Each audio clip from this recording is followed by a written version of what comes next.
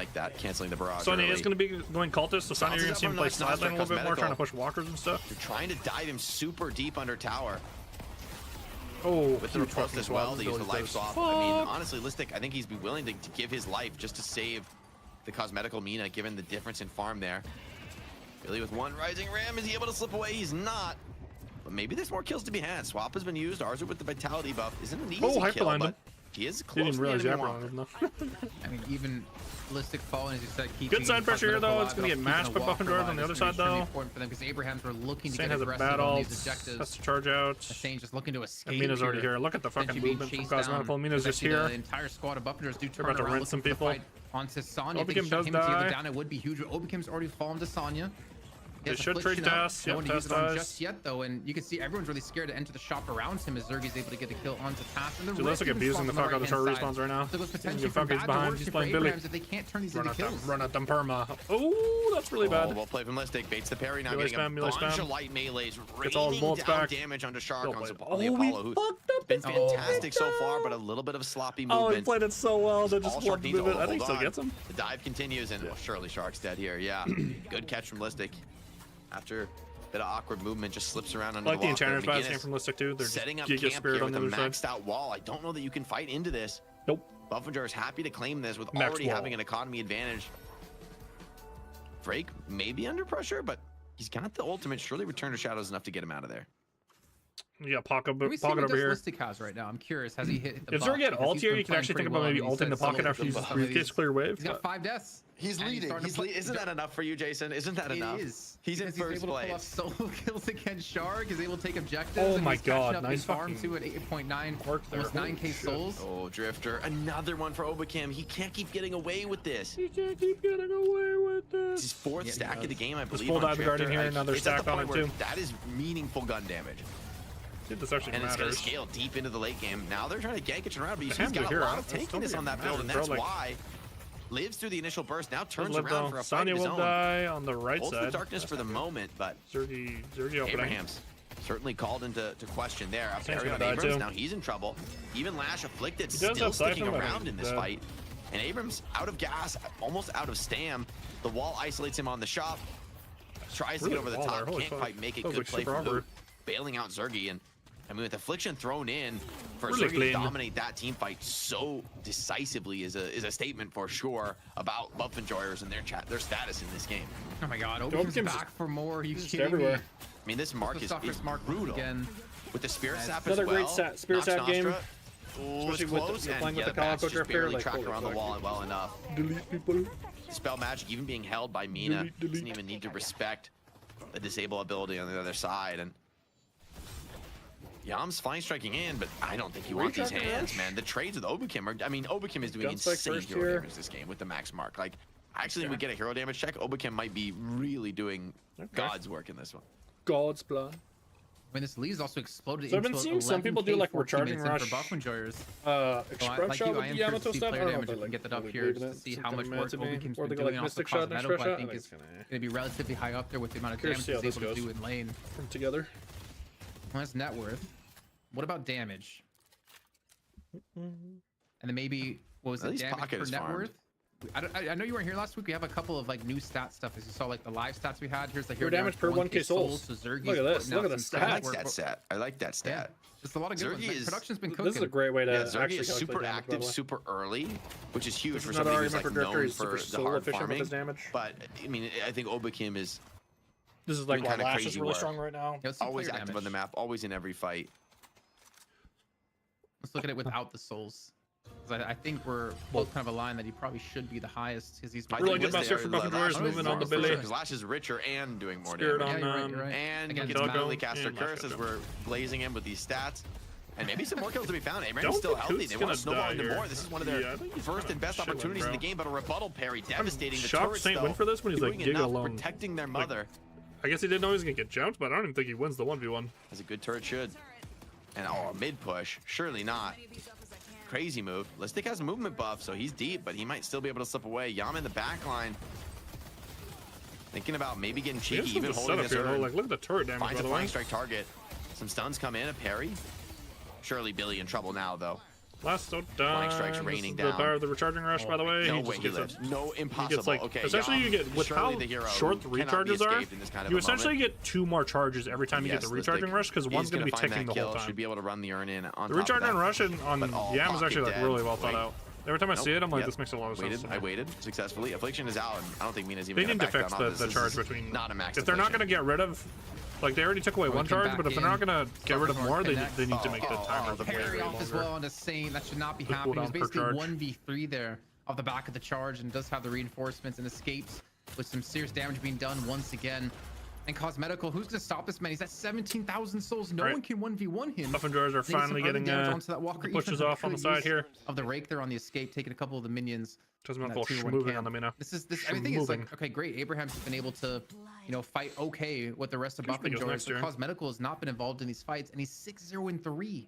I mean, this I'm assuming moment in the game for Mina, she's like, the vitality investment is serious, right? Like, Dispel Magic, superior stamina, and Resto Locket. This is honestly, she's almost unkillable, right? Unless you're just hard stunning her to death with like an ideal chain combo, which I just don't think is realistic. I mean, Cosmetical is going to be able to farm solo so comfortably, and it means Buffingers don't have to put any other resources on an entire half of the map. It means the rest of their team can essentially all be fighting around mid, and they're doing just that. Boundless picked up from Mina too, so I mean, even Pocket, like, good luck in the 1v1. That's going to be tough. So our Spirit Back's going to be BRS and then Spirit Snatch. Well, not getting a catch here. Yeah, I mean, that's the problem for Abraham's. Is I feel like they're just going to continue to fall behind here because they're losing the skirmishes and they're losing the farm battle with Cosmetical there. Part of me kind of wants to go see double shielding if you're going to do this build up together. QSR, recharging rush. You're not going to burst anyone. Your fight's going to be a lot more BRS action. The rest of Buff and Drawers, they're grouped up mid, man. They're still looking for these skirmishes, so looking for these fights, allowing Zergy to continue to farm. And maybe get a catch on a shark on the minimap as we're taking a look. Arzo getting ganked. Rake currently looking like a shark. Wave crash. They're letting him clear the wave. Billy's in from behind. Knows it. He just gets quite yet. A couple seconds on CD. Comes up just now. Just Arzo, of course, still has the health swap. It's a pretty risky target to go for on the dive. And with Shark showing up as well, Buff and Drawers recognize they don't want to take a risky team fight with the Rift spawning, with mid boss as well. All right, Ham's probably hard to consider at this point in the game. They don't have their pocket though.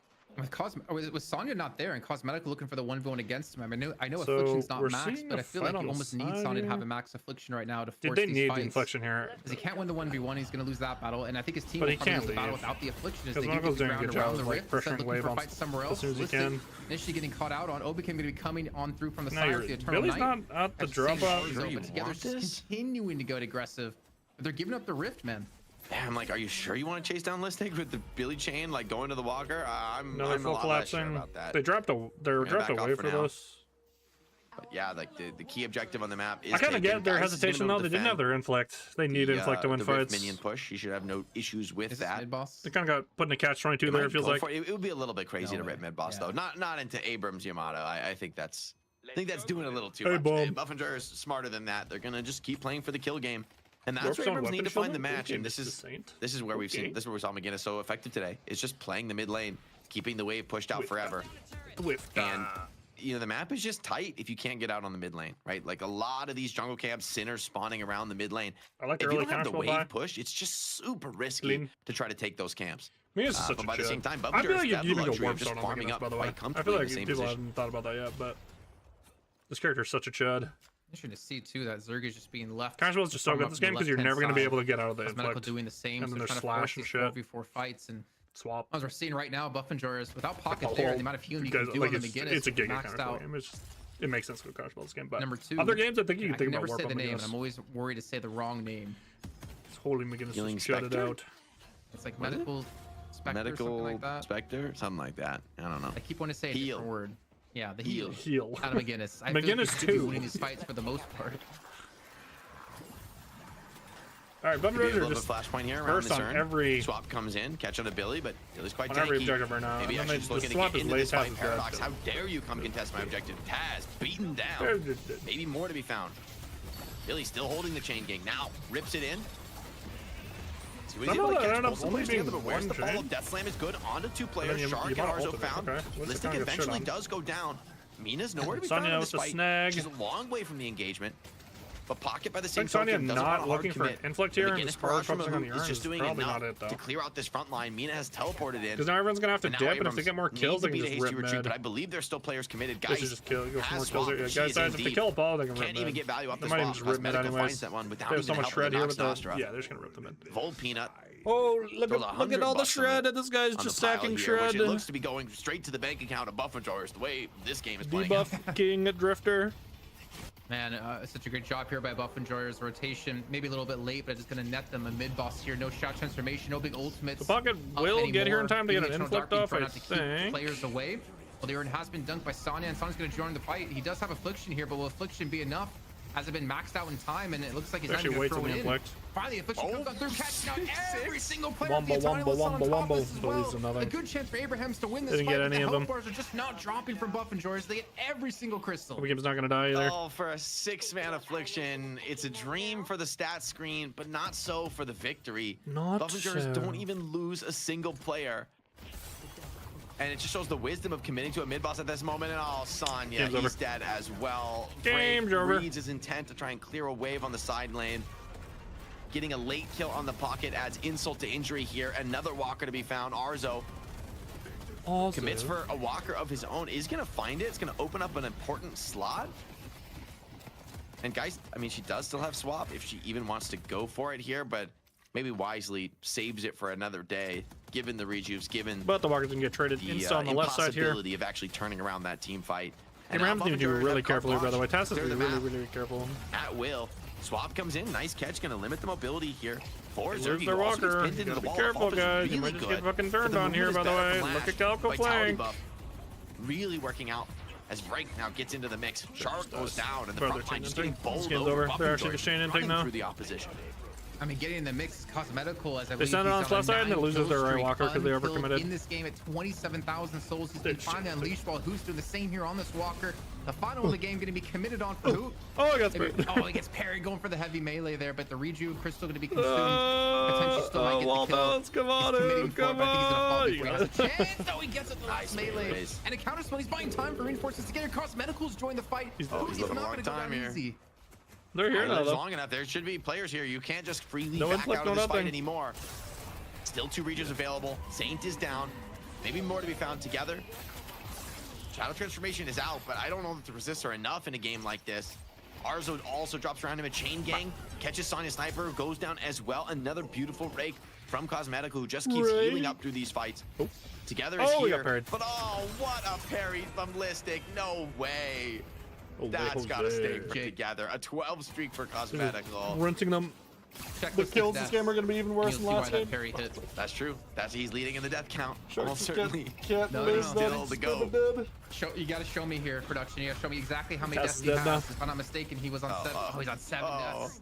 He's almost there. Oh, Taz. They're dropping Taz like had a flies now, rough Jason. game, bro. It's getting ugly. Mina Saying on a the same 13 arms does streak not look, has not died this game. As clean as in the Is it past. crazy to say she will not die this game? They were going for the shrine, but they was like, gotta clear a base guard first. 31. I mean, this game's over. Like, effectively, it should be over. There should be no way. Great use of rejuve there. You usually don't see that as much anymore. I think They get both side I think walkers. it's a little early. I mean, you do need to catch and kill this Mina, which, okay, how you actually And do then, that, fair enough, as I've been saying right? all day with the Drifter, I mean, if Cosmetical... you need to get up to like 25, 30K before 25 minutes. I About it, wouldn't mind 25 minutes, and Indomitable they're up too. I think that's 30K. actually a really sick buy right now because you don't necessarily need the damage. You just need to make sure And then that you're especially if never you go like picked Top with off. Drifter, you have to, but you saw that how But they yeah, play a early lot of game. souls to Like, be Buffingers spent know how here, to so I think pull off Buffingers tempo. are probably going to wait Tempo for a few comps. big 6K They buys can do it. on their soul leaders here. Only team I've seen that I believe in it in with. What did he? Oh, what did he buy? Yeah, he bought you Shift and Spirit Run. He hyperlined them, So by the we way. have that coming through. The Curse Relic being picked up by Hood as well. So if Sonya ever goes in deep, you're never going to see an affliction like that again in this game. Who just goes The raw Curse Relic curse? is Okay. a nice buy from McGinnis. So it's definitely a support Insane style curse targets this McGinnis game, by the who way. I really like that he's gone Yeah, that direction. As a player who Geist, we know Pocket. can pilot well Insane with a lot of curse farm. targets. He gets the right read for this game. Obicam, the movement buff, making all the difference in the world there. As he not only Oh, lives and then he that goes gank, but in maybe him. See, turns this is around to how chase I some would more build players Drifter. I would down. go Shred into fucking 6K greens. A lot of and just be Abraham's players debuff here, king. but they're way past their own wave. That was nice of It going is a to full get. comeback rift, though. Pretty I good don't day. know that Billy really wants to fight this. They're going to take some Leviathan trades, but looked better Shadow today. Transform is out. Rift is allowed to Bump doors expire. are still looking just giga insane. Rundown coming in. Cosmeticals deep in the back Builds line. have been interesting today. He's about to take over in the back line here. It's been good. It's been good. Billy chasing in, trying to set Still up for no more. celeste, though. Catch comes in. No Overkin is celeste. down. Counterspell, beautiful by the Billy. Blocks the affliction. Keeps this fight going. Tylosan is decent. But Taz, Arzo, both dropping Cosmetical and Listic. Pick those kills up. Ran out. More to be found. Oh, a parry as well. Come on. Saint. Holy, climbing. Reasonable attempt with the Yeah, most of the heavy melee, Ezex but people are now Cosmetical's like just too sharp to let it through. in Phantom, or Not some people are speculative Ascendant now. here. Maybe able to Sanguine deep enough around the corners. Defeated the evil Ascendant Listic, duo though. cures. Nice. He's also here. Yeah, fucking Crown and Necessarily Lomena hard just been spamming game. 1v1 you exactly want to take on Mina, but with the Crown. he's Clean. good, Clean. dude. How does he parry that? Like why even? I imagine Crown's been why playing even like parry crazy. there when you can Crown just go didn't for even the play in rake and probably get the scrims. kill. He's been playing so much It's MM. just But the I think he reads, talked man. about he wanted to be like a He's- sub for he them just instead of sees like it a coming, man. He sees the vectors. Sees the future a main here on player. Mina. The I future. don't think he likes. I think he likes streaming more than $3,000. It's certainly looking like for Cosmetical, who is earning his paycheck on this one. My lord, I mean, how do you stop them anymore? It's a 30k difference, 33k to be exact. Yeah. It's some quick math for me. At least I can do addition and subtraction. Yeah, bro. And the shrines have already been attacked before by Cosmetical. I think Finally, the right one be finished off. the elo protections are way too much, especially 5 for falling a division. Like that's crazy, man. Nah, Eternal Knights cover the retreat. Yeah, it's but the curse, it's pretty fucked, bro. Ooh, risky, Cosmetical. It's With just this too kind of huge lead, too you hard can't to be lose giving up rank. kills here. They've already found one of the It is Mystic also grindy though, super low so HP. This could at least be you have to like a play the chance game a here lot. for But Abraham's Death Slam on a 2. It's a They're just little gonna too easy commit right now. instead. Cosmetical, he's strong, It's a he's little healthy. Wants to keep this one going. I Insane don't mind. value Yeah, from a it's fine. vitality Especially in the buff. beginning Narzo, when without the game swap, quality just isn't getting going to be as beamed down accurate. by the damage, the gloom bombs, adding on I feel like 17 5 streak is now like for the Mina. Absolute elo terrorist in this game. In the beginning, I think it's fun. Only Shark trying desperately to get a final kill on Obakim, who's just trying to kite away, but the Winions are I'm going to playing get a lot the this shrine weekend. while this trade continues. Oh my God, GG. And even Bro, this game the is a slaughter. Talon can't It's get gonna be off like too much damage 40 coming kills in. to like 8. That'll be second shrine. That'll be Holy fuck. maybe patron drop. Maybe they back off for mid boss, but it's certainly with GG called by Saint. Yeah. It does feel that way. It really feels like Or they're just gonna sit Cosmetical has base. just Like, reached this that game threshold is over, where bro. the game can no longer be won by Abrahams. Yeah, I actually don't think the game is over here, but like I think you would defend. So I think it's a little bit of a sus GG call. Is it M1 But McGinnis? I although mean, it kind of. recognize It's like how turret brutal it McGinnis. feels in this It's like Abrahams. kind of They MM. may just let this one M1, go, but, with like recognizing how unwinnable the situation is overall. Like some people are still going escalating and stuff. I think you can go 41K Merc Mag. I've been seeing that a no one lot. even The comes Merc Mag McGinnis close. looks pretty fucking Okay, yeah, good. Sonya does, but Curse Relic shuts that down. He's been climbing a lot. I got And picked in top 3 today. Buff I was like, taking holy home a shit. 2-0 in the biggest prize pool we've had in Night Shift history. At History, yeah, and the prize pool's 6.2K, insane we'll today. get It's already at ourselves 6.2K. 3,100, at least for now, because we still have Insane North prize American pool portion today. to come up, and that prize pool Some can dude continue donated, to rise. But what is showing like from 3K Buffingers here, Jake? to start the Back-to-back show. weeks, 2-0, What if you guys once didn't again know? proving to be the No, strongest lost. team in EU. Lost the Gamba. Yeah, Cosmetical's the GOAT, man. What can I say? Great performance from him. Dream series across the board from Buff Enjoyers. 2 really, fucking really killed decisive Gabriel. games, showing the flexibility, playing comps that really show their signature, right? Everybody has these individual playmaking tools. Everybody has mobility. Everybody can get in and out of these fights. And who's just holding it down on the McGinnis, doing God's work, making space, pulling plays. Tanner Jake, Build video? I You didn't want watch to hear it. a disgusting stat line I did not watch Hit me it. with it. series? Cosmetical died once in both, like once. We get to 19 see deaths his on apologies. overall, Christ, his bro. overall stats as we take a look now at Tanner the just highlights. for funning Overkin it, as I well. I guess. got to give him credit this game. This was the best drifter of the day. Like the last. What did you talk we were about on the drifter in every Bulldog game, video? and it I didn't didn't work watch it. at all until Overkin picked it up. He goes on And a you know what streak. Pachi's gets some of tagged in all early those kills, gets videos? the I'm snowball confused. rolling. Effective, even deeper into the game, right? Even able to initiate some Pachi's fights channel with is enough like- tankiness is like where Pachi, like, you can't sponsoring just the channel easily or trade him something? out. Yeah, I don't know. Yeah, like Pachi's Impressive videos are all piloting like. here on the drifter, a hero that I is did those not videos. easy and to I'm make like, work at Pachi's this doing level. these videos, so I'm confused. Yeah, not at all. And I was talking I before have no idea why. about how TAS I feel like has been playing Drifter better, but I have to retract my statement Maybe after just seeing homies this with it? game I here don't for know. Obi Trying to, like, I signal mean, he this was on or something. Apollo, then he was on Drifter, having I just don't know. crazy impact on both of them. Obviously, when it comes to impact, you saw Cosmetical there as well. But man, just even like after that 6-man affliction, we still had some more afflictions go off. But once Yeah, again, but they got a like, 6-man Buffingers, the inflict, early 6-man counterspells ball that they hold always seem to buy in here the for rejuve, and they venting didn't get a single more in than the one pit, and they person didn't get a getting single hit, which is rejuve. just great Like, to see once again, really proving that Pocket Ah, is there's just no- ineffective against this team. And even if you hit a 6-man affliction, plus Spock first pick, it was 2-3 or 1-2. It doesn't matter. They're still gonna win that fight, even though it does cost them a couple of first pick all day. And then Listic, I mean, yeah, he had a lot of deaths early on, but he still had massive impact as the game progressed. Like playing that front line, playing the selfless role, getting them to be aggressive against him, controlling them while Cosmetical cleans up the rest of the fight. He did his job.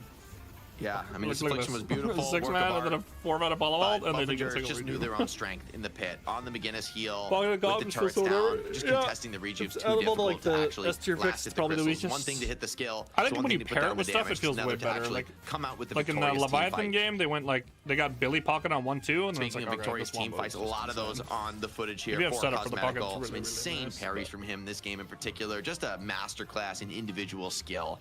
One of the best Deadlock players we have playing right now. Definitely a great player to watch his content on YouTube and Twitch. Can learn a lot from a player like that. Learn a lot from pretty much everyone on the server here, but especially Buff and Joris with the way they led the way in the meta now. What was the kills? I'm sitting here trying to get production to do something okay, they got more kills than I thought, actually. I have some pretty big opinions about I forgot Listic was 9-11. Some ridiculous stuff. 18-0-11 for Cosmetical, 40k player damage done. 8k damage for Saint. I mean, it's a perfect game. Saint, I think we have to stop putting you on the... Like, what's his kill bonus? I think we have to stop putting you on the Abrams, bro. I don't think the Abrams is for you, bro. 29 kills? I'm not doing that. How many is that like, oh, that's about the total kills. I mean, he's involved in the vast majority 45 to 50 of the fights in this game. Yeah, so insane kill involvement. That was a game of 2/3 of the fights. And I mean, he's farming up a pretty significant portion of this game, but the fights came to him. They felt like they had to deal with this meta. They just couldn't get it done. They were just the fucking gank squad. The tank of all tanks was so good this game, but he did not care. They're like the only team I see that properly play the tempo characters. They're just like perma ganking, perma just like diving you, or a claim or prowess. They're playing for the W, and you gotta give Listic credit. He knows how to find those with this kind of a winning record in the night shift. That is just honestly, that was not when close. It comes to MVP in this one, when we get to that point, I don't even fully know who to give it to because there's so many individual standout I think this might actually be correct. Like I think escalating's not good enough. Is just playing extremely well. I think Merc May, if you're gonna go full gun, is like okay. And the unfortunate part is that Sonya can't do all the heavy lifting himself. Just fucking wall someone and curse them. Because 39 McGinnis damage done is great. You obviously had some big afflictions, but the win game item. 2-9 guys to 0-8 Paradox, never 0-9 Abrams, never 3-8 Apollo. There's no amount of people are doing on viscous now too. You can do for Sonya like your core splatter stuff, and then you just go. Yeah, I mean, I don't want to even be too critical of any of the Abraham's players on an individual basis because for me, this is just a team outplay, right? For Buff and Joyers, they're just. It feels like after the first maybe 5-10 minutes of the game, where sure solo kills are going to happen, it's laning, it's a little more deathmatchy. Once we're into the mid late game. There's not a single time where you're finding a big opening on Buff and Joyers where they don't come in and actually get a team fight, punish you, trade some objective. Like you just aren't able to break their control of the map because every time you think you found a cheeky solo kill, you end up, getting caught into a trap, getting punished either elsewhere on the map or in that team fight that you started yourself. They kind of fucked up their floor too. These are all players who are amazingly strong, like some of the best players we have, and for them to be dominated so thoroughly, for me, it's just a testament. Yeah, I know it's so weird, bro. Like it's one of those heroes. It's either like horrible or I mean, this is one of the most well-deserved absolutely crazy. Like the Apollo last game looked insane. Like Obi can played it, and it just looked fucking insane. It feels like they keep hitting new levels. I never know what to do because it's tough. Like it's definitely not top 2. Obviously, a disgusting game. But like, could you like pick it on 3 on like 2-3 maybe? I mean, yeah. Like, it feels like a second phase character, but then some people look absolutely even with Cosmetical playing this well, I don't even know what to. You can't even say decisively that he's the obvious MVP because Vrake is untouchable. He's unkillable on the Calico, which is not a hero that shies away from a fight. Yeah, we're going like Hollow Point, 6-0 and 21 in this game. I don't know. In game 1, you went went 6. Wow. Let me grab the spirit resist because we're gonna shit on Star. I mean, it's like clockwork, man. I don't know. Yeah, to see. He was playing P6, so I think he was trying to cook something up. MVP. But, we got to crown somebody. It is going to be Cosmetical. Just too much aura. Too much aura in the last game. Recency bias. I don't even care. And I don't think Buffalo Jars are going to care either. They're laughing all the way to the bank. What's our prize pool at right now? Let's get a quick check of that at some point. Maybe holy cash over Buff and Joyers. Over $3,000 yeah, they got over 3K this week. Two Buff and Joyers. Dinner's on us, boys. Dinner is on us. It's on Tetsio. Let's be real. Yeah, I was gonna say it's not on us. I don't remember donating to the prize pool, Jake. It's definitely on the viewers coming up big. But the thing is, actually, sorry, it's 6.2. But they get to go to sleep now. Zergy went silencer, and by the way. wake up to potentially an even bigger I guess prize it kind pool of makes because sense of North America. So technically, they could be winning more than the 3,100 if we have more donations come in later on. Yeah, Cosmetical.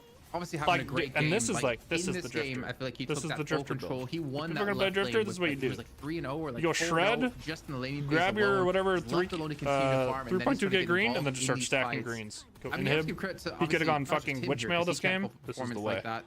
This is the way. Obi Kim is the miller. Without the team playing well. This is the way. He was allowed to farm. Zergy's allowed to farm, and the other 4 players. Even silencer, I'm like, I guess it's good some games, but like, I just want to stay ahead of their opponents. With the HP boon change, you just want to stack. Yeah, it's a full team. You want to get max green and best. Max. Also gonna get a little bit of love. All right. I mean, well deserved. Yep. Going deathless in a series at this all level. Players are into it. Like all of them will build resist shred. Testament to the effectiveness all of them will build shred. They understand that shred is way too cheap. Because a lot of times you're going to be starting the fight on Calico. Shred is just at a premium. It's up to your team to kind of play off your comms. If they buy resist and you buy shred, you are winning that. Create these advantage engagements that actually consistently soul efficiency battle every time. So, I mean, every fucking the read of the game is, I think, one of the Arctic key elements of a earlier, player's skill, like their ability to determine like, what's a good fight and what's not. Rework, it needs to and be break, addressed. You know, on the initiator role, that's Shred a is way too cheap. Kind of a spot it's too efficient. For you to be an expert at choosing your spots, at making the right call, when to engage, when to back off, and deathless. Can't question. Read of the game as well, I think it's really important to mention, because in game 1, yeah, like this is game 1. All those counter games that we mentioned, where we saw Abrahams have the initial man advantage, but Buffingers were there ready to turn things around. He was there, using the mobility of Calico to get around the map extremely quickly. I mean, he was also top damage leader in that first game at 38k, with Hoot at 37k and Obi Kim at 36k. Like, he put on a clinic. And I keep saying this every time when it comes to Vrayek in particular, but now they put the prize it's ball not up here easy too. playing with this squad who have been around for such a long time. Yeah, They've been the way top team I think you get one in Deadlock. I think Calico is way too strong right now. You know, the start of Fight Night. That's why I'm getting triggered when people are picking Drifter. I'm like, Calico just does everything Drifter wants to do, but better. And more. And it's been really cool to see. Like, no, but the blind, bro. What am like the blind that I'm just gonna buy a counterspell, and now your blind just fucking sucks. And by the way, guys, I got a great idea from chat, and I'm just going to take over and force my will. Guys, as CFO of the night shift, I'm officially capping this week's prize pool at $6,767. So if we can get to $6,767, that will be the prize pool. I don't know if that's a meme. Is like Jake actually the CFO? We'll put it into next week. Because I did my video this week on a little bit.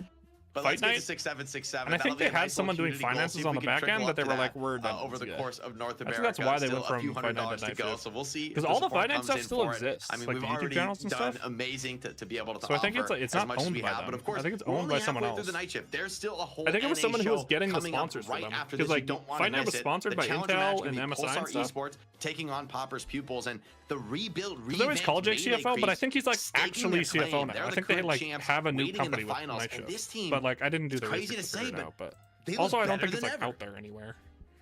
I mean, they do, but I will add a caveat. I was thinking about it when I was making my video. I was like, we've seen this happen in esports across multiple titles that they look extremely good with roster shakeups, but can they stand the test of time? Can they stand up when times start getting tough for them and when they have other teams start to catch up? Popper's Pupil's obviously looking good. Pulsar.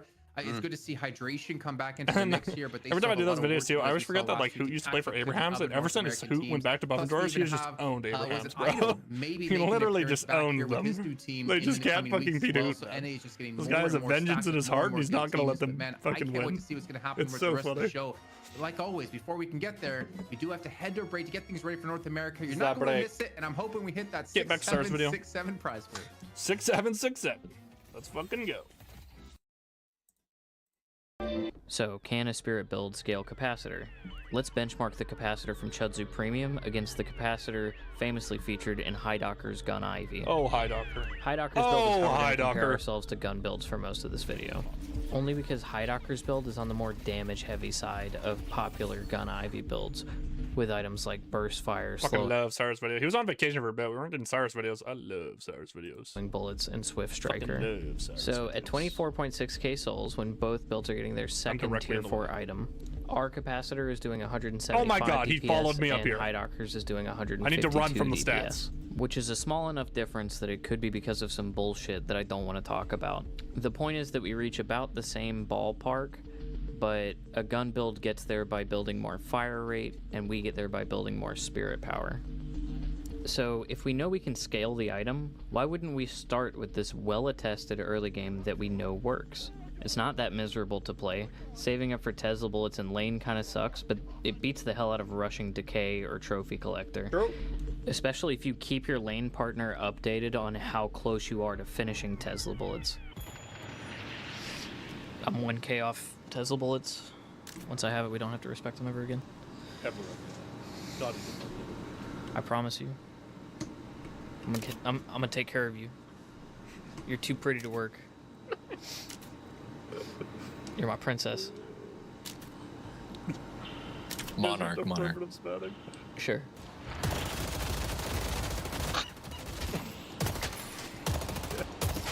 Oh, what? Because your pocket?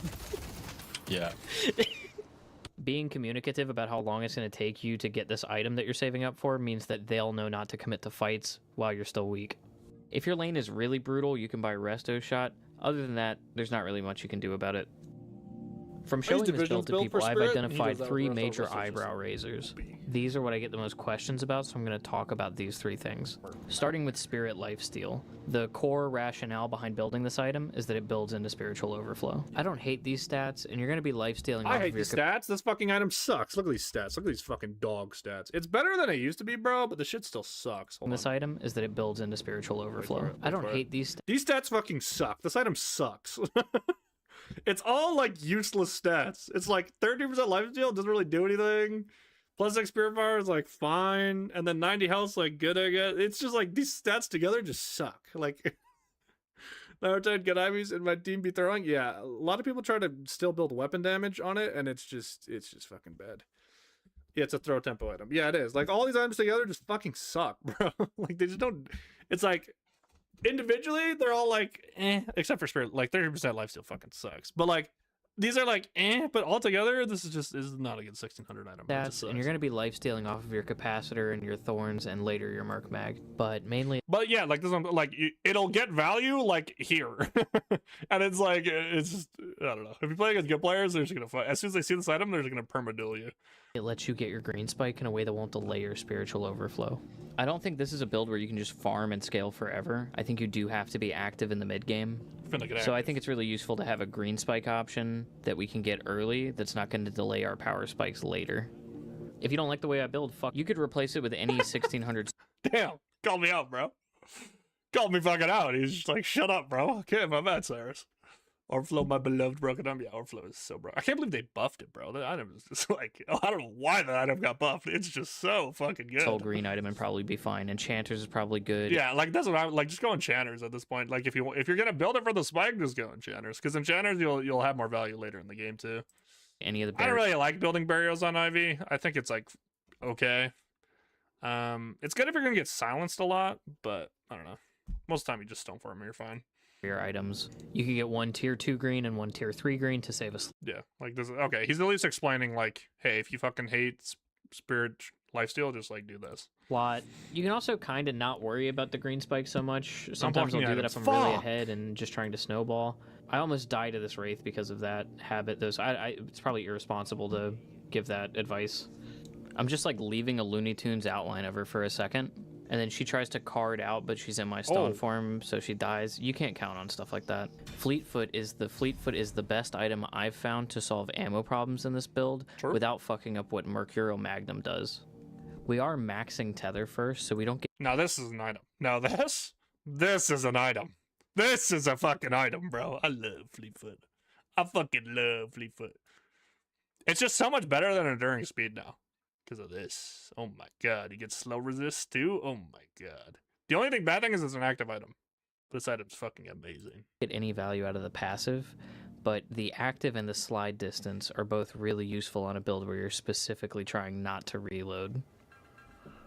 We could go active reload for this purpose, but active reload has a crazy anti-synergy with Merc Mag. This is what Wander started doing. Merc Mag doesn't go gives you stats until your next reload, and active reload does not give you stats until your next reload. The Ivy King. If you want to substitute Fleetfoot with something, I would try recharging Rush. He also goes Fleetfoot. The stats are good. It gives us ammo and weapon damage, and it's really natural for what this build is. I kind of like this. I haven't tested it yet, but dude, it takes so fucking long to get thorns. Like, the charge time between thorns is so fucking insane. It takes so long. Even if you buy cooldown, it takes so long. So I haven't tested Recharging Rush, but I could definitely see it being good. Trying to do. I might try that more, but Fleetfoot is such a feel-good item for me, and I just play better when I'm feeling good. I play better when I'm feeling good. Anyway, let's talk about Mercurial Magnum. I only get this item after I have Rapid Recharge, and I specifically buy it when it will finish my 11.2k Spirit Spike. I apologize, but I'm going to have to talk about numbers for a minute. Cyrus fell off when he started messing with numbers. That is the most toxic Twitch shot. That's personal. That right there, that's fucking personal, bro. What? Fucking true. That is true. Yeah, of course, fucking honey. I'll second that. I'll upvote that. So just purely looking at the numbers, if these are the items you have, Merc Mag is the item that's going to give you the most DPS. I'm not going to show you all of my work because you're just going to like zone out. But the damage break... give me Yapatism levels of math. Give them to me. I want to be confused and have to think about it. Down here is that Ivy's going to do 273 DPS with her gun. That includes tether. Merc Mag is going to... Dude, I just tampered my webcam anywhere in this video. I'm just blocking fucking everything, bro. 126 DPS of its own enchanted bullet damage, and using my calculator, Capacitor is contributing 175. This doesn't look like Merc Mag is doing that much, but it's also giving us 22% fire rate from its active. So you could say that Merc Mag is also responsible for 36 of our gun DPS, and because of some bullshit I don't want to talk about, only 7 of our Capacitor DPS. Overall, buying this item has increased our DPS by 41%. Given the items that we already have, no other item in the game could have increased our DPS by that much. But that doesn't... And this isn't even counting the reload that Merc Mag's giving you, like every time you throw a Thorn out. Really prove anything about Merc Mag, right? Because I picked these items, so it's like... And like, with Capacitor, the whole thing, the underrated thing about Capacitor, and I thought about this when I started using Warding Cage, is like, it kind of like guarantees, not guarantees, but the odds that you can just like giga headshot someone like over and over again when you use these like movement disable abilities or items is like a very underrated thing about them. And it gives you increased bullet velocity, so you're shooting a fucking laser, so you can just like ping someone for headshots perma. Okay. All that proves is that I can make a build that needs Mercurial Magnum. It doesn't say anything about whether or not this build is any good, so we have to go back to benchmarking against another build. I think the greens are... You need to fix the greens. I think this is fine, though. You just need to fix the greens, but this build's fine. I know it's weird that I keep talking about Hidocker's build. Gun Ivy isn't meta, so I'm just trying to compare us to a build that I know does a lot of damage. Compared to Wander Tempo Bullet Ivy or Fargar Echo, Hidocker's going to be doing the same or more damage. But like this is the thing with the Wander to a build that I know does a lot of damage. Hold on. Compared to Wander Tempo, Wander's build is like he's essentially like debuffing and being like a frontliner. Like he's not going to do the most DPS in the game, but like with Ivy, the amount of fucking time you can buy with Ivy, like Wander's build makes a ton of sense to me. Because he's essentially just tethering to his M1, so his M1 never dies, and he's just running at people, perma-procking, crippling, or siphon, and just never dying. And then like applying inhib, like his build just makes sense to me. Like if you, for whatever reason, if you want to play Gun Ivy, because Gun Ivy's not that good, this build makes the most sense to me. Because you're never going to be doing a lot of raw DPS, which, especially with Cyrus's build is like a hybrid build, which like is fine. I think it's good.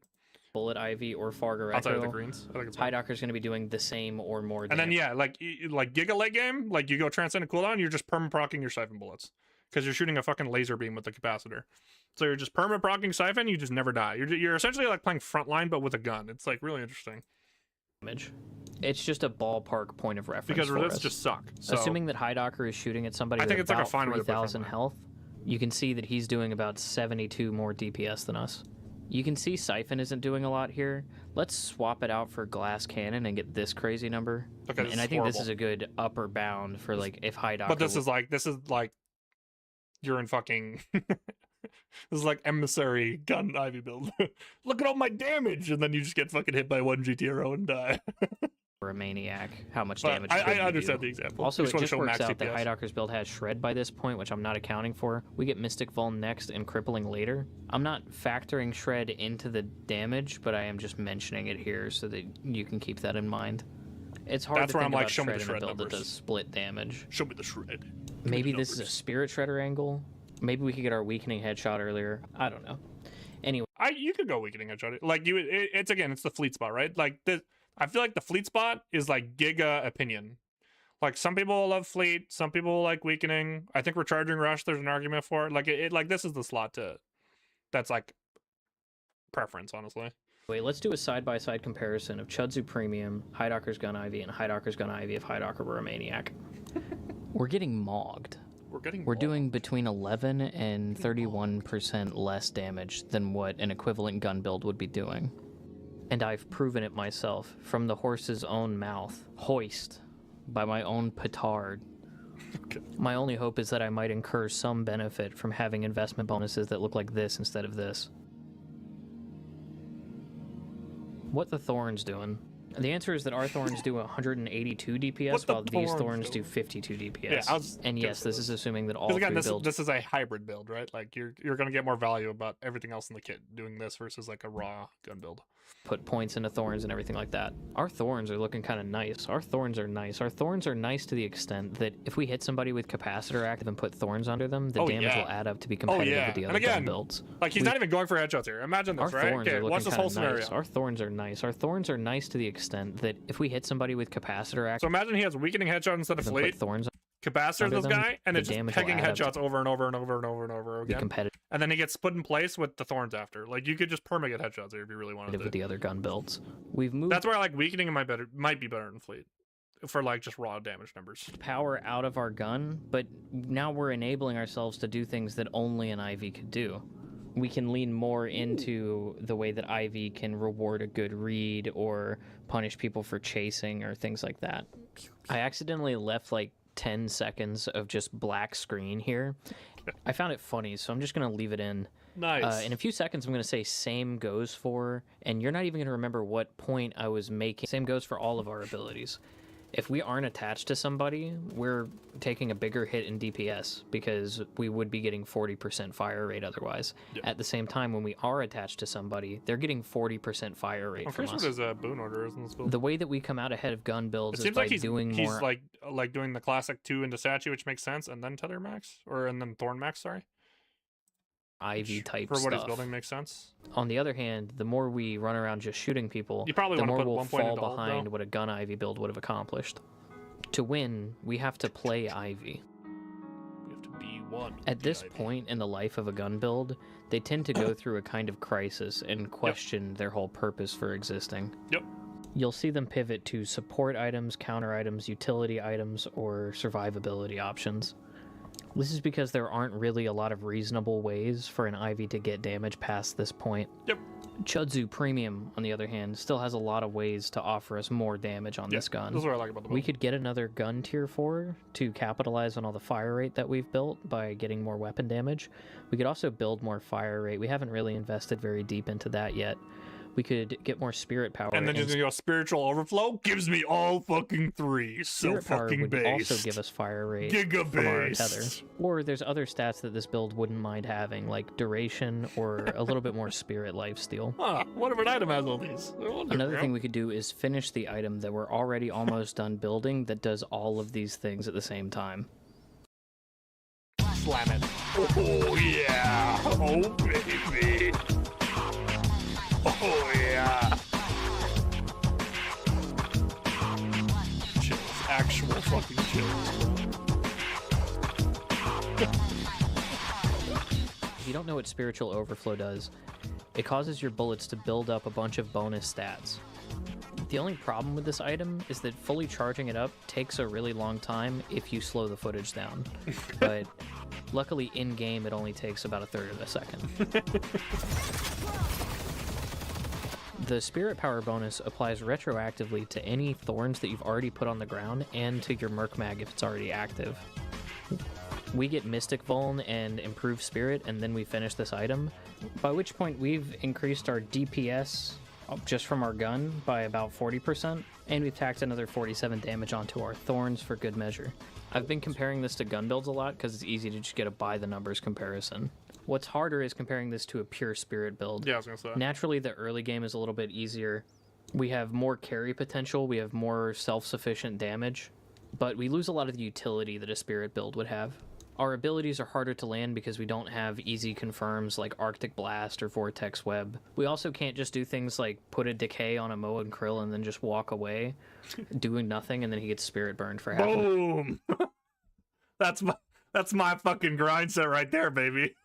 His health. I typically don't go decay on Ivy. I think Heal Mage is better with how much you can like proc the spirit and stuff. You have like 3 abilities that do spirit damage, but Holy shit. you literally can just. I apologize that I don't have more footage of me just playing a straight up spirit build. I do have this clip of me playing Ashire's build. I didn't even know Ashire played Ivy. It's a good clip. That's a good fucking clip right there. That's fucking quality content right there. So compared to a spirit build, we don't have as much combo setup, and we don't have a lot of the team fight utility. But we do have a gun that people have to respect, and that is a tool that can help you hit abilities, right? True. Like if you've ever tried to land a stone form on somebody Again, who isn't scared of you at all, capacitor. and all they have to think about is not getting hit by the stone form, obviously you're not going to land it. So you do have to think about your abilities differently than how you normally would, and you wind up using your abilities in tandem with your gun in a way that's really just fun. It's just good gameplay. And the last thing I want to say is try not to build this if your team already has 2 heavy sustained damage dealers. Yes. You don't want to suck up all the farm trying to compete with your teammates for damage. Yes. Usually it's better to work on setting up fights for those people or whatever. And the same goes for if you just notice at any point in the game that you're just not able to make money. If you're just insanely behind, because this is a spirit build, you can pivot out of trying to be your team's damage dealer at any point. It's really clean and natural to just pick up a Vortex Web at any point in this build and just become kind of a combo-driven playmaker. And the last question you might have is this build good? Eh.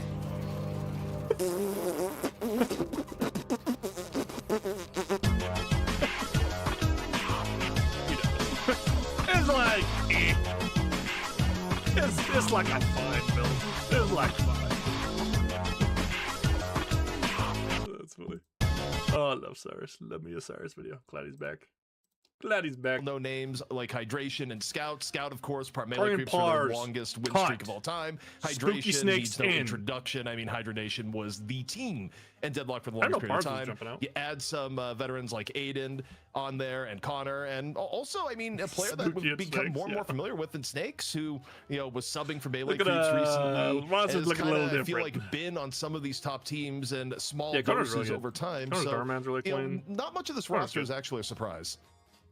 Yeah, and I actually really enjoyed Snakes as well, and how good Snakes was back in the FPS Lounge time. I think in particular Billy could still play, but it seems like he wants to do really good at. And I think that this was also before some of the Billy buffs as well. I think Snakes was one of the best NA players there. So but yeah, with the I fit, think back to front, really maybe interesting Pars stuff isn't as good because they already have Aiden. The Destroyer. Aiden is the I think the one player I want to see on I feel like Aiden can play like more Flex than Spirit now, anyone though, else. I think in NA.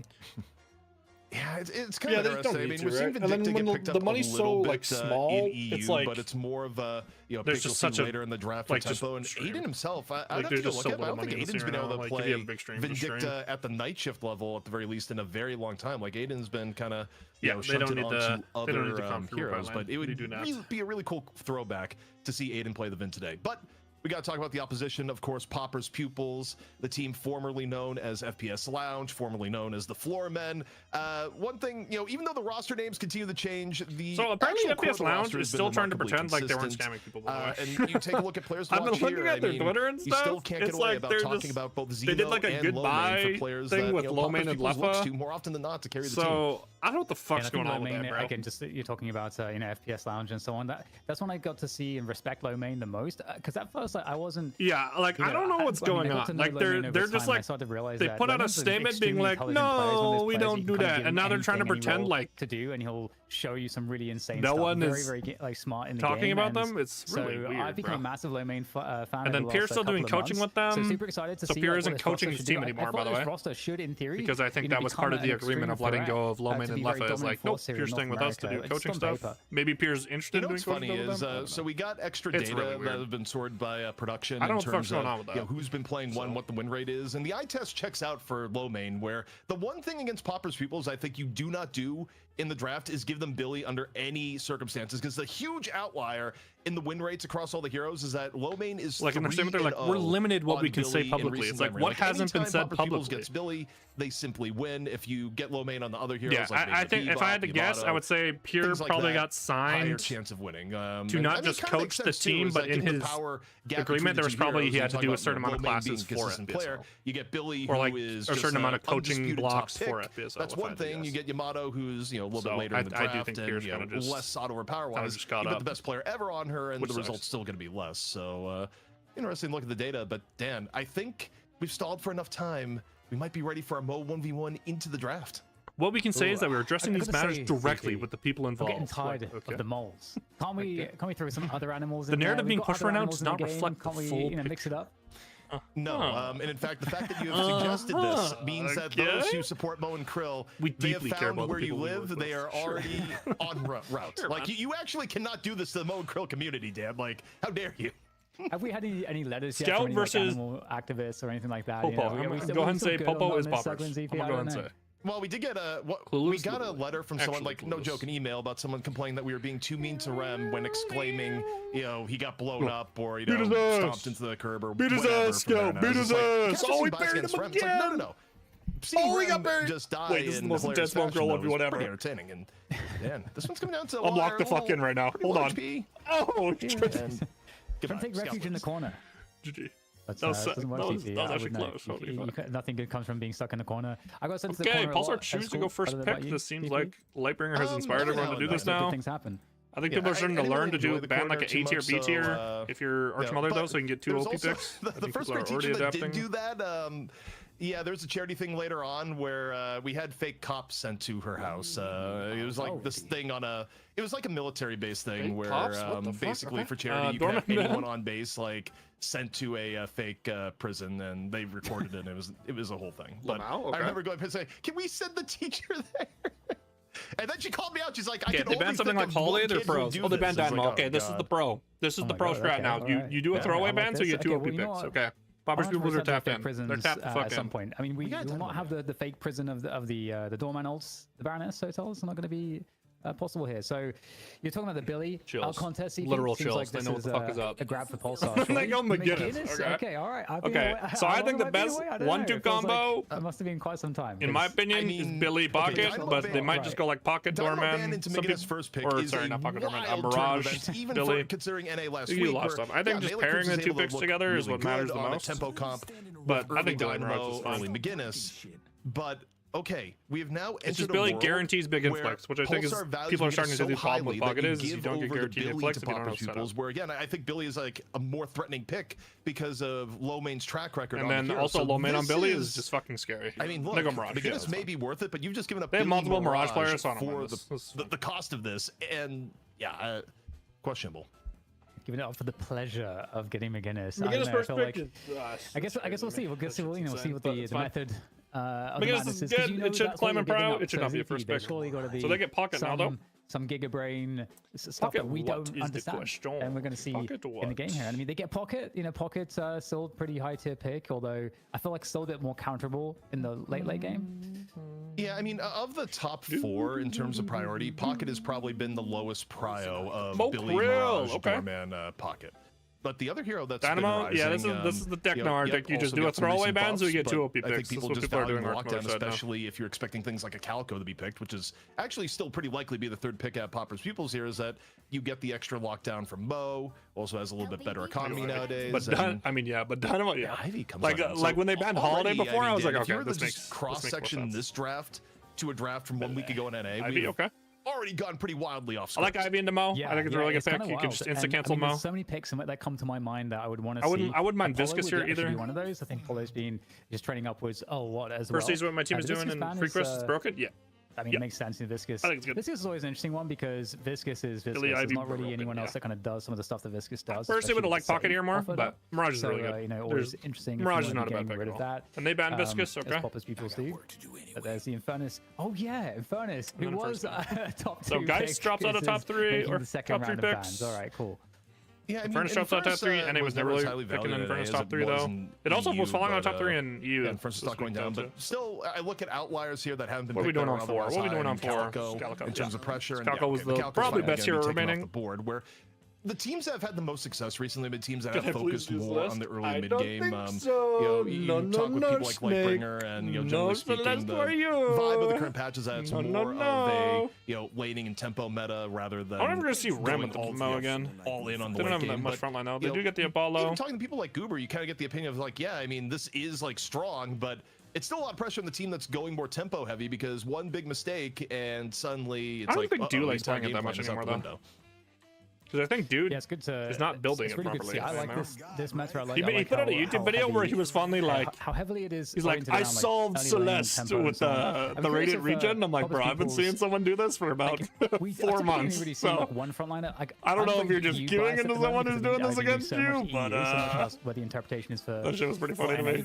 So they go with the Apollo Lash Wombo. Okay, getting Geist on 5 is pretty crazy. Pretty fucking crazy to get Geist on 5. Yeah, but pick the Geist I actually kind of love as a final pick here for Poppers Peoples. Going for that over the Venator in this instance, where you still have fearsome frontline by virtue of having Billy. You get the Geist on top of it. You even pick up Holiday at a bargain sale, where you think about how proud Holiday was. I guess getting these two on 5/6 is fine. I don't know if I love the Holiday, but tempo, and it's like getting Holiday on 6 has simply been fearsome on the hero. It's good value. You get Xeno on one of his talking heroes. about players that bring Poppers Peoples over the top. The thing is, this Ivy might be this gun Ivy shit. So overall best heroes, and Barb Draft's insane. Yeah, I think they won draft. And then this. I don't like Pulsar drafts. I don't like Pulsar draft at all.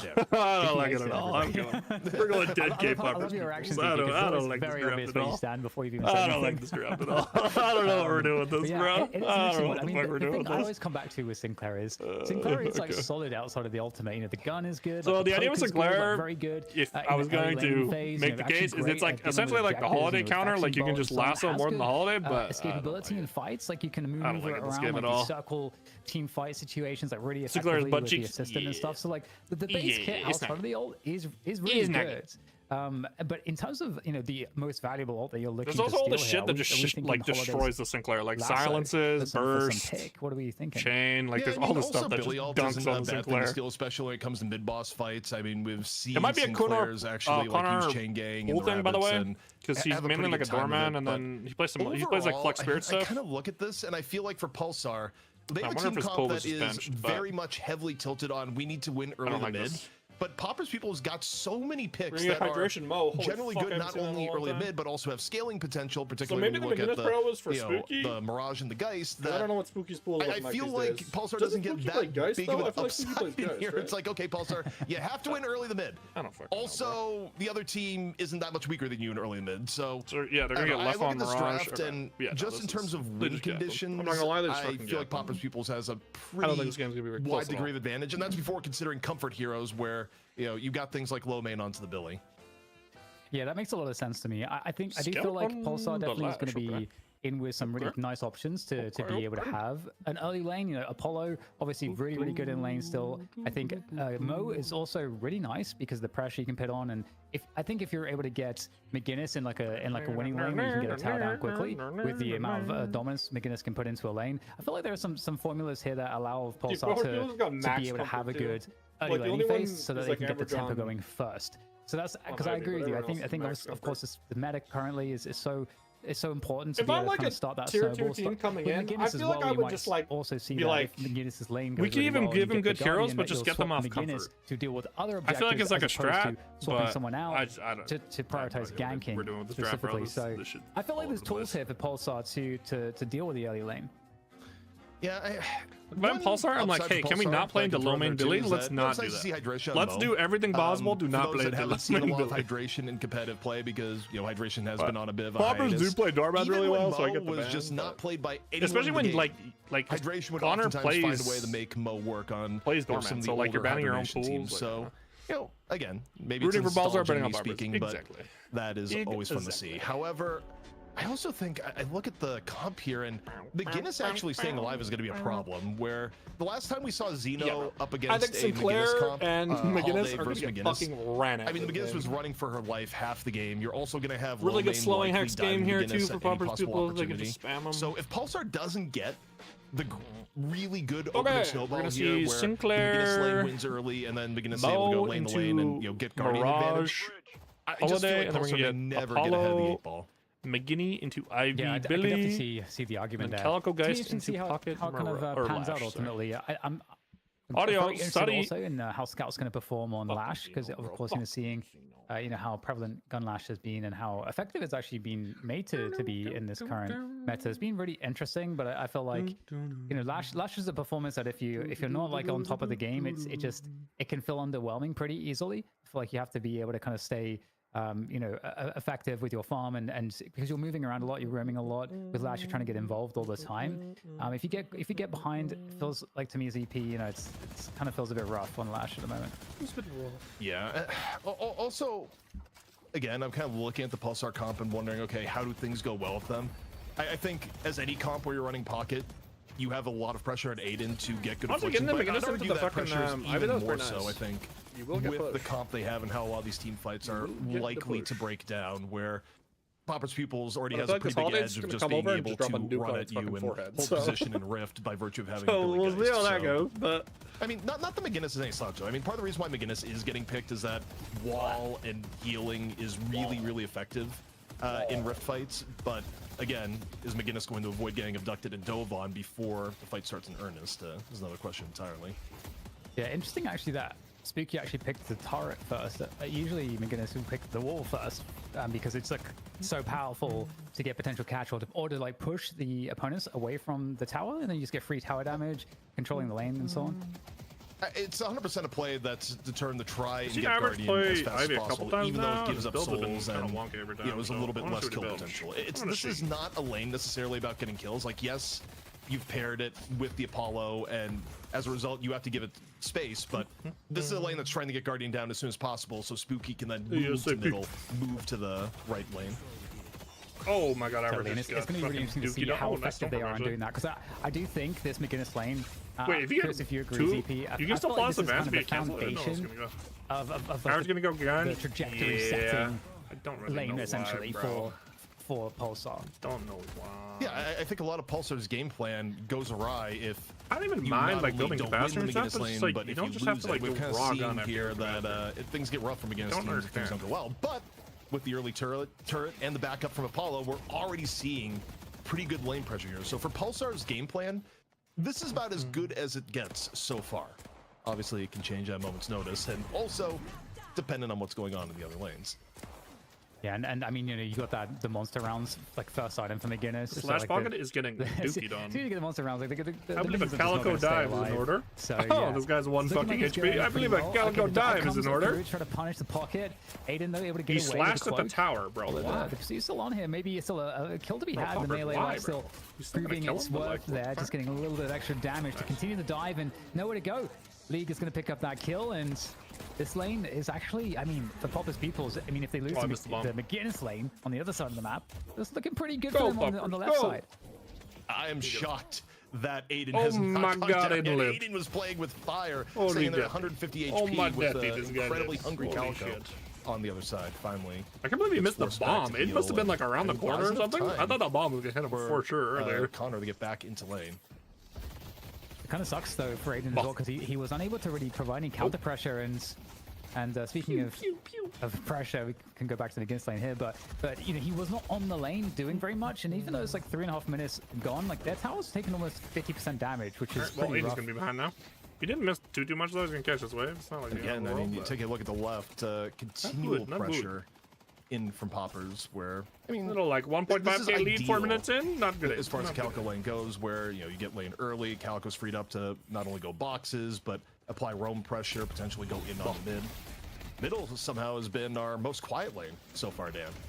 Yeah, that's a really interesting shout. Obviously, there's so much kill potential here.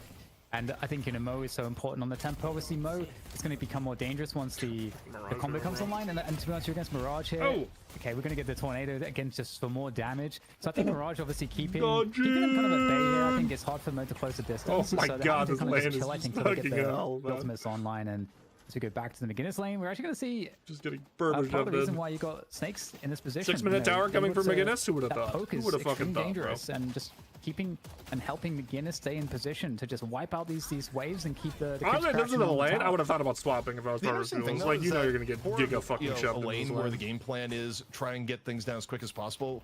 like, I don't know how much the guys okay. Like, you're not losing. Callie would have done with like actually matching the push, argue but I that feel like they could have traded. and average are doing Like, a pretty jump on the remarkable job of fucking stemming beginning. some of the bleeding. Like, the Guardian took a lot of damage in the first few minutes, I don't but fucking know, bro. Yeah. otherwise have been able to hold serve, kind of deal with some of the They're poke winning the pressure other that's lanes, so I come don't think it really out, and matters all that slow much. down the potential McGinnis snowball. And of course, elsewhere on the opposite side of the lane, Scout has just been running Dude, for Age is his just life. 20% HP. From Holy some of the same fuck. pressure between the guys Scout, but in Almost middle, dead. find a little bit more action. Hydration pretty low, but so is Zeno. Got low for it. One last barrel. That's how I don't want that through. Leffa gets the finish. Not wrong. Yeah, very nice there for Popper's Pupils. And I mean, that Guardian, like you said, things are going so well here for Popper's Pupils. The Geist Calico lane almost has a Guardian down on the left side. This Baka And character that feels like it's. I mean, we talked about the fuck. trajectory setting early lane results, and that's going to be enormously powerful for Popper's Pupils. And there's a drop in. They use the lights to clear the way. Okay. Here. And it These keeps guys are preventing going this McGinnis full lane from, stalemate. like They don't you give a said, from fuck. doing what it needs to do. And I think it's important that we. I think Yeah, like this highlighting Calico's the about story. to It be feels like so much of the game really is Satan about in this start. feline form. Yeah, This is it's not been a going great to go job well. by average and low main to hold the lane. Again, you don't look at the Ivy Billy lane and go, okay, this lane's going to run over a Paul McGinnis. But if you just keep neutral, you've done your job and then some when you take into account what the Pulsar game plan was for this game. And the fact that Popper's Pupils has been getting the better of them significantly in left, doing a bit better in mid. Calco now freed up the roam. There we go, Chain Gang up here on McGinnis. Spooky in a bit of danger. Forced back and more space has been created. No 6-minute tower for McGinney. Yeah, and also 6k advantage for Popper's Pupils? Question mark. This is actually a huge advantage. Oh my god, guys just gets a We're not pistol even in at this left 7 lane minutes, now. That's Holy actually shit. outstanding. An just advantage. Oh, look, we got the roam. Calco's coming Diving over to the the right, guy so at full even HP, bro. as you have the Paul They did McGinnis jump lane to McGinnis, about though. to get where they need to be. They're about to McGinnis meet down. Calco. Did that miss? Tony Lassad did not connect in. It's a full-on whiff as rotation comes in for Popper's Pupils, and not Damn, he at definitely would've all died how with they the want this spear lane to buff go. The too. airdrop gonna seal Snakes' fate. Oh my god, my bro needs some ability range. Oh, That was Snakes. That was devastating. not it, bro. Oh, no. That was And just like not you said, it, that could not have bro. only just been a way to get out of that fight, but also a way to get a kill at least on the way out. So, that's horrendous. They And do get look at the Blue look at the Guardian, problem here. though. I mean, again, you kind of set it up Thunder a doing few his minutes thing. ago. Now Poppers is kind of out and about, ready to kind of do whatever. They're maintaining that 5-6k lead That's fine, at this Magnum, point, and man. that's a very scary prospect. Nice interrupt there. Kind of blocks it from doing anything else, Snakes, here on the Apollo. But Calico's coming back in from the back. Back in from the back. Okay. Back in from the back. Still in on the right, and again, this is all about slowing down them against Snowball. Now, hydration gonna be Snack heading time? over to right for 3-on-3 Oh, combo AVGY, instantly bro. on the average and the fall through. And we'll see where the rest of this goes. I mean, if Pulsar puts enough people on right, they'll be able to get Guardian, but this is a really heavy price to pay, Dan, so far in terms of resources, especially when the rest of the map has been a bit troublesome for them. Yeah, and they are catching up a little bit. for Yeah, sure, that's been I the thing think. with the So mods. that initial advantage It looks seems like really it's, good at the beginning, and then it's looks not quite as really bad. It was bad. 6k at one point, now it's a Real fucking 3k bad. deficit. Okay, 4k deficit. He doesn't have that many people that can However, like that snag left late side game going either. down Like, and if Calico you're roaming pro here with for the warp Poppers stone, you can get the is, Ivy out of the air, always or a like a dangerous prospect, Calico. but we like do see that after kind of slash or counterbalance. I something, think, like you were saying earlier, that I don't think he's broken hydration either. low. I think he's definitely can be better. That counterbalance can be that combo threat. But, like, to an he's not otherwise broken. extremely mobile hero. So, and also What would be actually, I broken would say is the doorman we've seen that pairing. one of the big values We've seen from that Mo is- before. is Now that coming out Mo's of just the like stronger, early like lane phase. doorman It's just Mo would the be ganking possible crazy. is crazy. As we're going to pick up No one's a gonna give that to lasso you. here. Is this going to be a good Especially result if for Poppers you're people? not gonna They can try to finish things get the off. moat The out there or barrels are something. going out. Are we going to get the finish though? Coming in, trying to make it complicated here. You've got Snakes all over this fight. So these trade for Spooky. Holy Surely Spooky going got down. There we go. It's finished off by Poppers after all. One was in my game Poppers, running down my again, jungle. Just going out of their way as a team to prevent Yeah, Pulsar Lowe's from been getting goals fucking in one. I mean, spamming them Pulsar all. was able to get mid Guardian down after all this fighting in right, but right Guardian gonna go in favor of Popper's Pupils. The time Lasan gonna connect on two. The re-engage from Snakes. I mean, it's enough to get one, but he's gonna Okay. die for it towards One the for end. one? Leffa comes into the fight, and Average all in dying, all, though. I don't think they really care about average dying. Poppers getting what they want. Also, speaking of getting what we want, Dan, we were so engrossed in casting the game. I'm looking at the prize pool. We hit our goal of 6-7, 6-7. And that was a meme. They went over the 6-7, 6-7. It was a meme. Wow, okay. That's incredible. You guys are amazing. It could have been 6-7, 6-7, dot 6-7.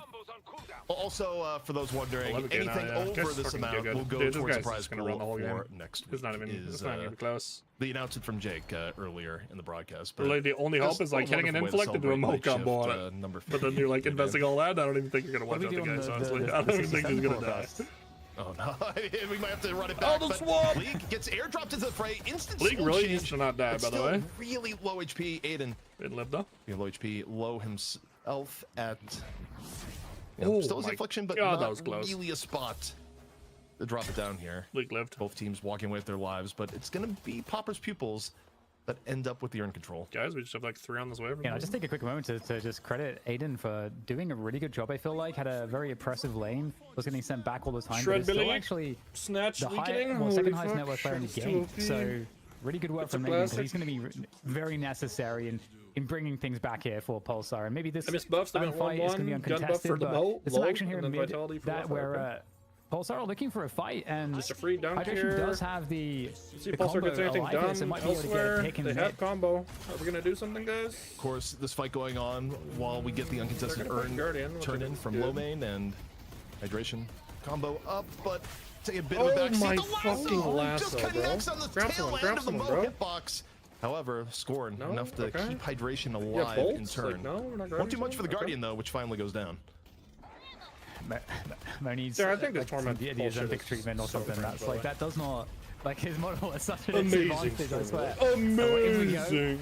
Scout goes down as the kills are getting pursued here by Popper's people. So really nice way to capitalize on that mid engagement. And again, that engagement is kind of after they dumped that urn as well. That was uncontested. So I feel like Popper's it's only good things getting really on nice like here. They got tempo heroes that are like looking to keep you're the like pressure giga on. ahead. I might just have another catch onto McGinnis there, courtesy I feel of like most heroes like has like a standard buy. It's just not it, bro. Just continuing not good enough to be a huge pressure on the entire map here, ZP, and I think we're just going to be, seeing this more and more from Popper's peoples.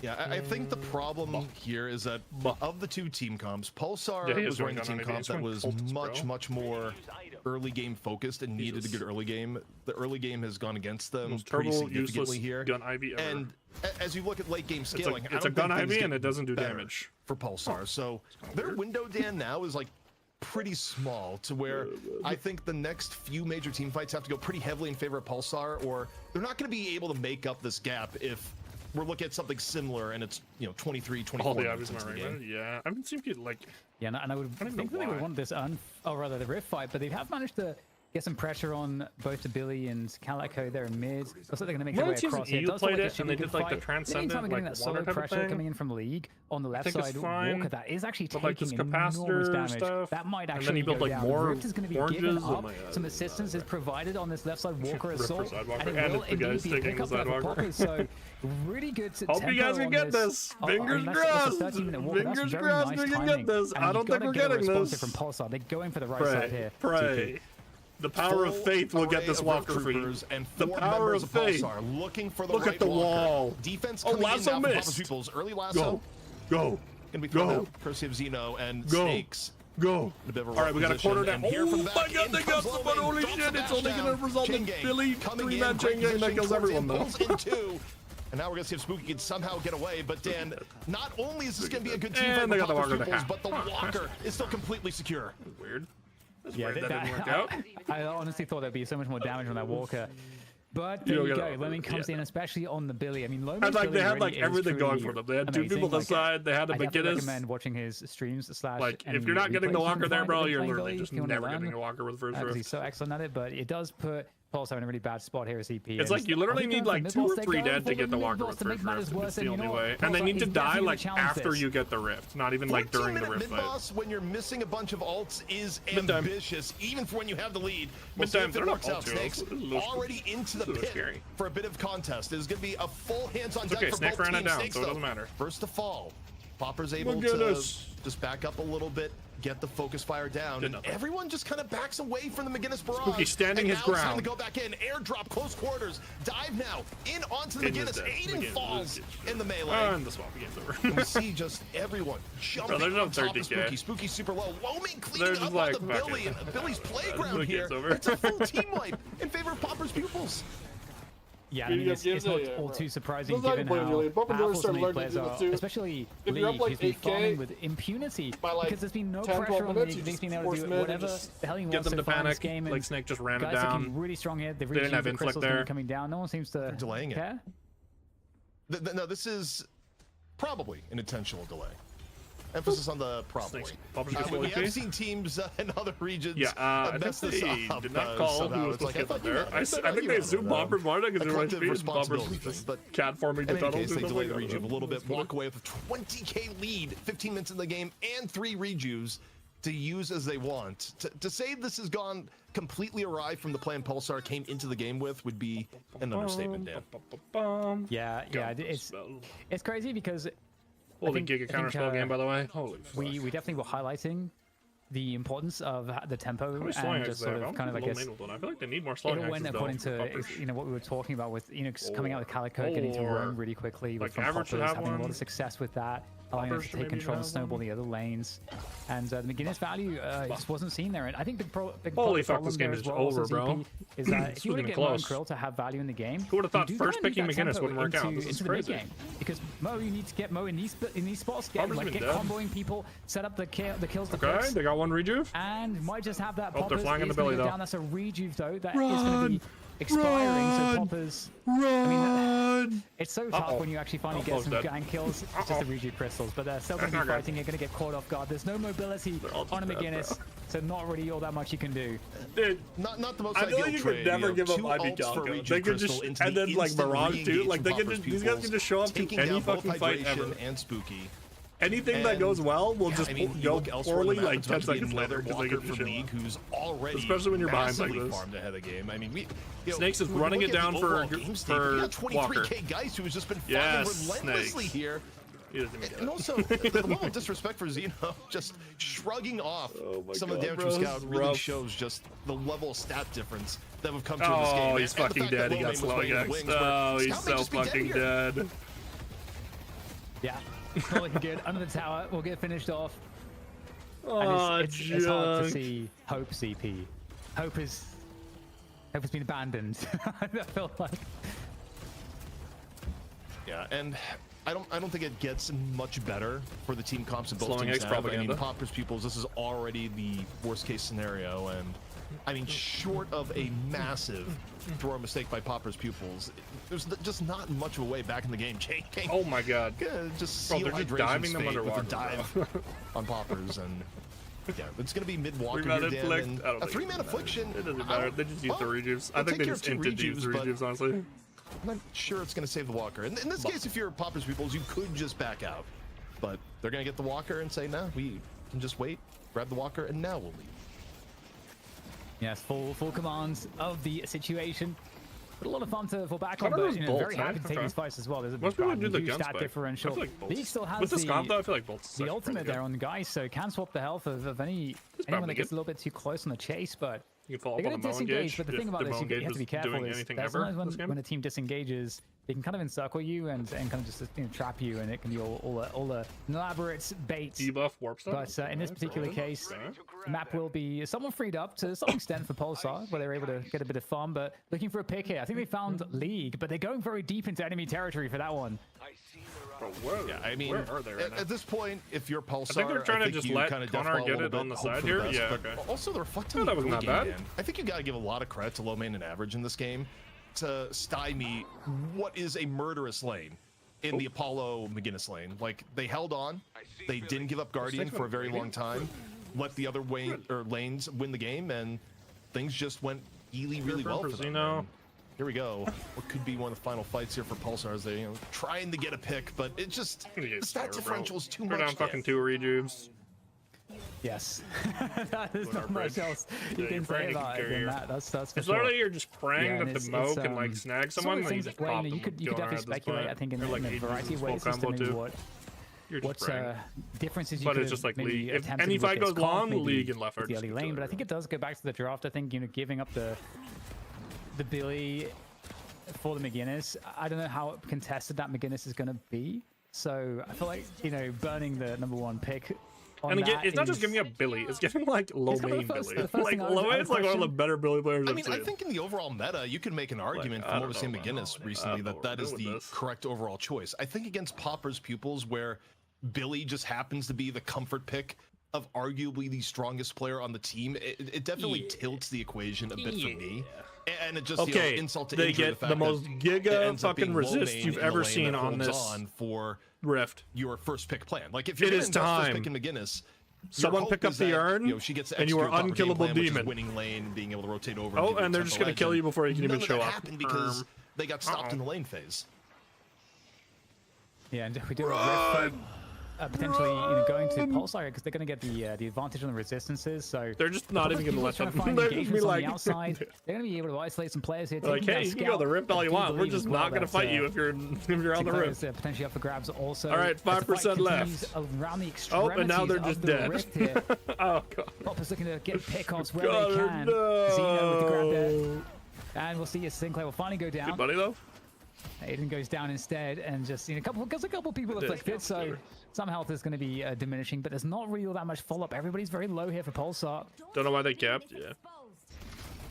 Yeah, two-man outside of range. This lead gets pretty low. They should have just left it at 0% and just fought around it. Yeah, that's a 29k Geist. A little bit tricky to finish off in the best of circumstances, and League going to survive. Putting 90% on it was not looking more likely as this goes on. Low main just swinging away, heavy melee after heavy melee. Grabs the urn, picks up a few kills, and they're gonna leisurely drop in here. Plus mid boss. Ivy just goes and catches wave and fixes walker wave. Oh my goodness! Look at all those Ref Troopers. You might actually see some serious damage here onto these base guardians. Holy! Just flying Mirage over. You know, they got the cavalry coming on over. People said, no, we're gonna send two people over to deal with the comeback Rift. And Mirage is gonna go. You know, some people have brought up questioning the current state of the Rift of, okay, maybe it should be a little bit more punishing, but you know, there's two sides to that in terms of how people argue about it, where, you know, maybe it's fine and just forcing movement, but right now we're kind of in the spot where when it comes to the comeback Rift, teams would rather give up the comeback Rift and deal with the minions than actually full commit to a fight. Low man goes for like an early warp stone, so it's interesting he didn't go for one this game. I think he just knew it was a counter spell game. It definitely seems to be problematic, especially towards the later stages of the game. Or inflicted. But we do have a big grouping here from Pulsar here on the mid lane. Looking to create some pressure. Maybe force a response, find a way to get a pick here. We do hear a lasso in the distance. I don't think that connected with anybody. It's time. They found their angle. They're going. Zeno, see if we can get a find here on this particular pick. Pulsar are definitely struggling into this one. A complete, or almost a complete team wipe. A couple players escaping. Scout, I mean, I don't know if he's going to get out. He's actually aligned on the way out. I mean, all fairness, Scout, not sure it matters much in the game whether he gets away or not there. You see League brawling out on the bottom. I think, is that a stolen swap that went against League? I'm guessing it was, because I don't think Sinclair was getting League that low. This is the reason you don't see tier 2 teams hop into those. Completely freed up for Pauper's Pupils at a nearly 50k lead. Well, like, I don't know what they expected with their you want to be technical, it's exactly a 40k lead. Fucking bad, man. Either way. Like, what do you even say in review? Like, what do you say? Also, is Connor getting chased down? The only thing I can think of is that Spooky didn't feel comfortable on anything other than Magnos, would be my... For the Magician, Zeno, would be my... all sorts of bloodthirsty here, Dan. Wait, what? Assumption, but... No, oh no, that is disrespectful! Jesus Christ, you know. I actually respect Connor, because I feel like he's trying to juke the shots there. He's trying to, like, time the... like where the shots are coming from the Holiday's like weapon, because it's quite a lot of delay, so you can actually like force some misses there, but like the barrels, man, so that's the answer. So yeah, that was the slow barrel. Like, yeah, I want you to know, just look, I'm gonna look you in the eyes as I shoot this barrel.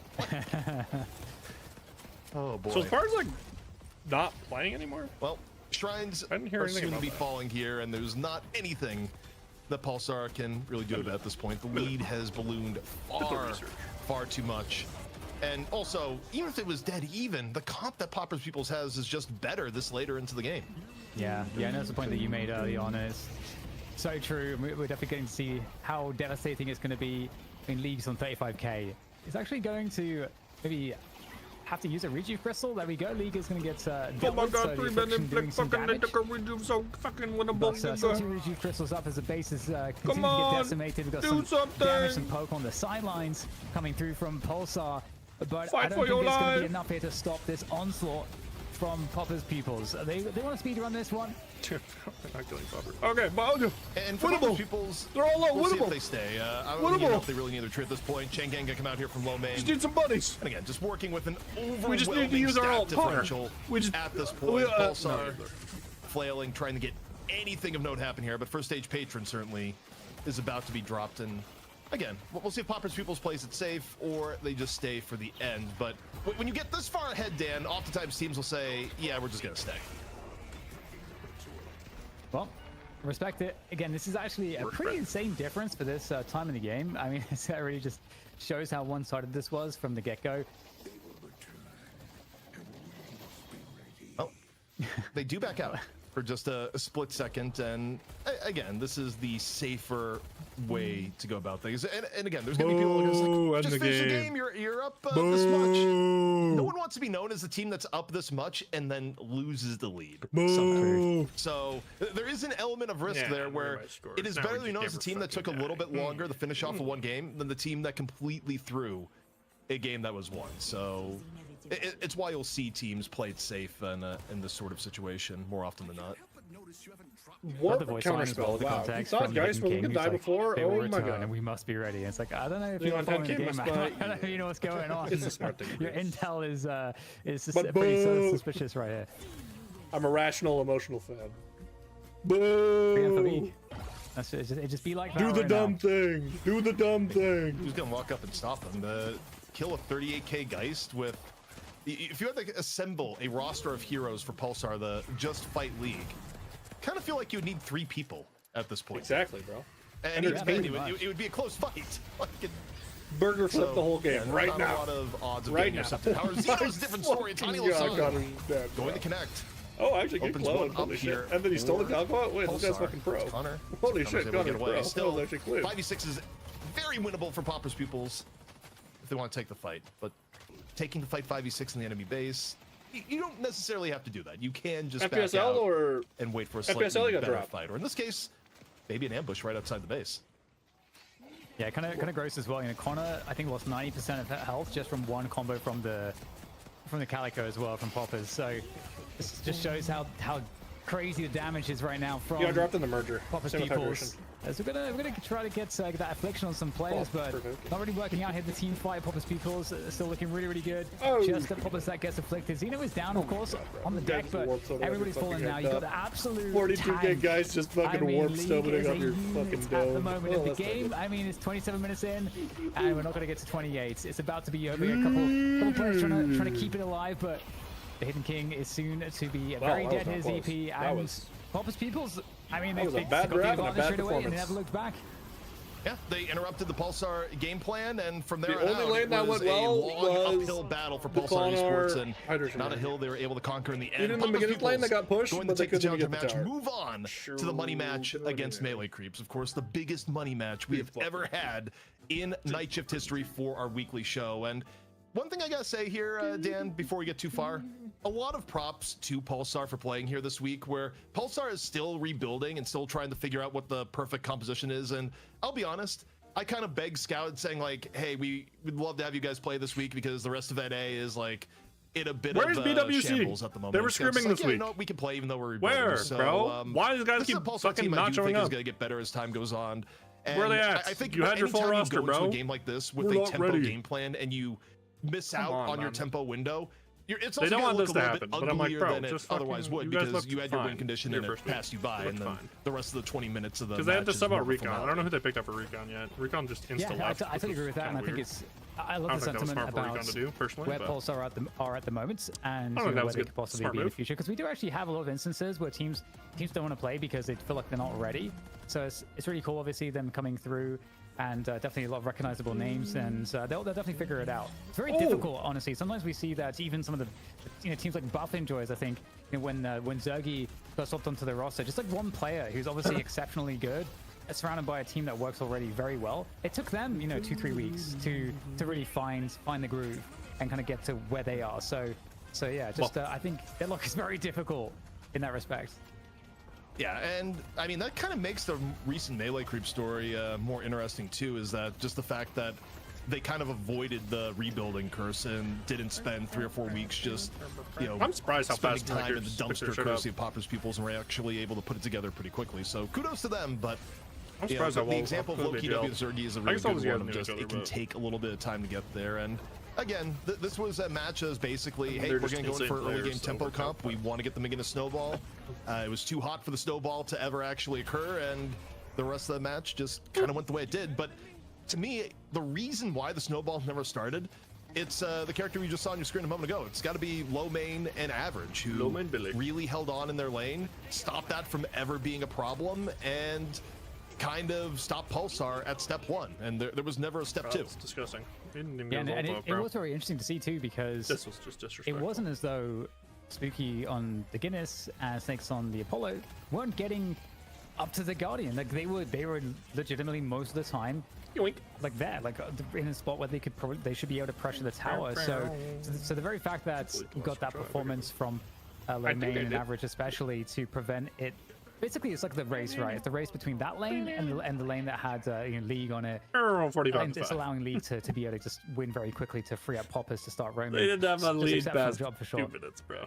Oh, taking a look at the stat screen here. Okay, this was a little bit more one-sided on the kill death than I even realized from the eye test, where Snakes got out damaged by Mo. It may be the case that I'm not sure. You know, aside from I think a Tommy Losan later in the game, Pulsar may have gone like 15 minutes straight without a kill. I mean, 45-5 is about as heavy as a stomp as you're gonna get. But in terms of players that made the most of what they had, I mean, League not only got a ton of farm, but League was also pumping damage in a lot of the team fights. Same deal with Low Main, who wasn't necessarily farming, who was just constantly in team fights and, you know, died all of once on the Billies. So, you know, for Popper's Pupils, a lot of comfort picks here, whether it be Low Main on the Billy, Poppers on the Calicos, you know, in the Holiday, and yeah, that was for Pulsar again. That was not close. You know, we've said a million times, but it was really the story of the match, is that they had their early game strategy, it didn't pan out, and that was pretty much it.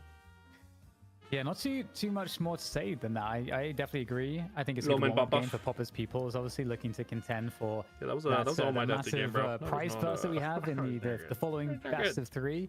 I think it's gonna be interesting to see, you know, where Pulsar is going to find themselves, you know, coming into the future on this one. I'm curious if it's the final roster. I feel like they're going to swap out Spooky for someone. I'm not going to lie. It just is. I feel like Recon might play on this team. But other than that, it's funny because like Leffa or Recon got word that the Ido team is starting soon. The MVP. I think that is the other thing.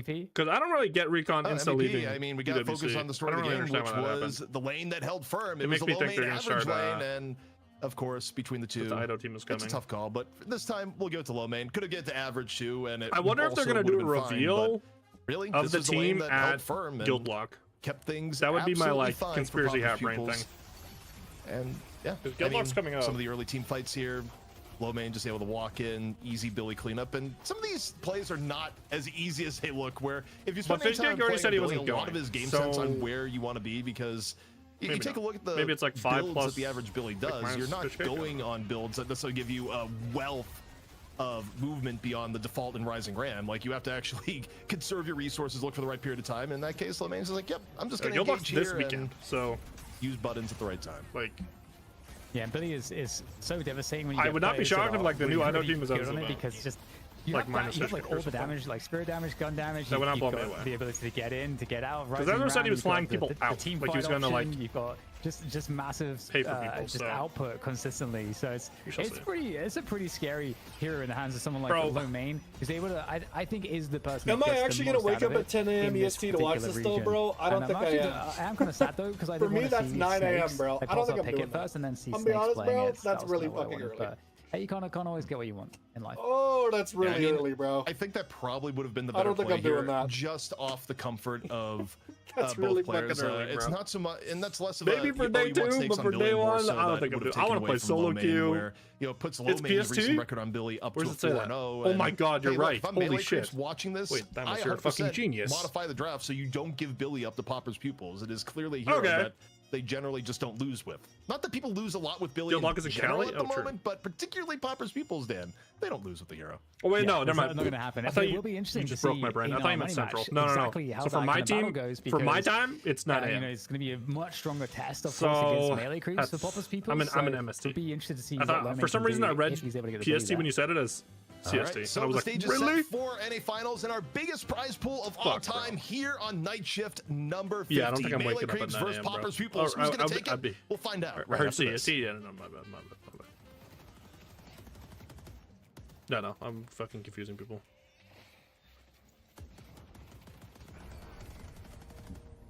Apparently, Ido, full cosplay. Full bucket cosplay. Oh my goodness. The e-girls are in shambles. They can't believe it. The e-girls cannot wait. If only I get here on top, you're good, bro. No worries. You're good, you're good. Soren's is going too. Let's go! Soren's a DSL guy. There's a couple DSL homies. Admiral. HD Philly. I thought Deathy would go. Loki. I wonder if Deathy's gonna like make an appearance. The cosplay super is gonna be all over him. True. True. Okay. More Deadlock videos. HR's made a boxing video. We shall enjoy. We shall enjoy the HR's video. Shush. Boxes. Boxes and golden statues within Deadlock are a great addition to the map. They give you something to do and something to collect as you're rotating. There are boxes in every single corner of the map. It just makes lane interesting, by the way. As someone who played a MOBA without like shit to do in lane except just suffer, like this makes the game so much better. I hear a lot of people complain about boxes and the tuning of them, but I'm like, bro, you have no idea. Just sitting in a lane, just get like feeling the fucking torture go through your fucking veins. You have no idea. You have no idea what it's like just to just sit there and suffer. So I enjoy boxes being in the game. And I can almost guarantee that you are not collecting these enough. So today I'm going to explain what these are, why you should get these, and when you should get these. I'm also going to include RNG elements that don't flip the whole game are good. It's just when RNG gets like single, like one punch rejuve is a great example. Like that amount of RNG is just not okay, bro. It's just fucking, like the whole game just gets stalled because someone like fucking Drifter teleported on the rejuve, parried 4 people, and now the game is going to take 20 more minutes. I hate that shit. But shit like this is good. I agree. Mini RNG is good. A long section of the routes that I've been using every single game as an Eternus 6 player. Oh my god, this guy's top 38. He's fucking pro. You should note that every box has a 60% chance to drop souls, the value of which starts at 23 souls and increases by 2 per minute. This means that as soon as the game starts, they will be worth 23 souls, but by the time boxes spawn, they are now worth 29. You know what's annoying about making these videos, by the way? I always thought about doing videos like these, but it's like one patch changes and now all these numbers are like are just not true anymore. To increase throughout the rest of the game. An added bonus to picking up these souls around the map are these golden statues. These statues have a 50% chance to drop and can drop a wide variety of buffs, from fire rate, max ammo, cooldown reduction, weapon damage, max HP, and spirit power, all of which are permanent and cannot be taken from your character. Permanent. Now, why is this important? Throughout the course of a game, if you are correctly going about breaking your breakables, collecting souls and getting buffs, you will be significantly stronger than somebody who is not collecting these golden statues. Keep in mind that these buffs do scale over time, chart on screen here, so that getting... I don't actually know the scaling anymore. I used to know, and I don't know anymore. Okay.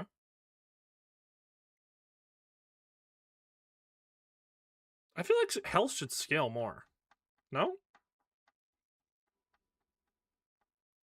Even spirit. I feel like this could be like 6, no? Yeah, it's fine. A statue buff at minute... Health is already like the best stat to get? Yeah. I don't know. I just feel like health later in the game... Like, health after people have their items has diminishing returns. I am Oshkish. Like, a certain amount of weapon damage, like if you're building gun, like, because gun already is worse than spirit inherently, right? So, like, 6% weapon damage later in the game, it's like, if you already have, like, a lot of weapon damage, it's like, I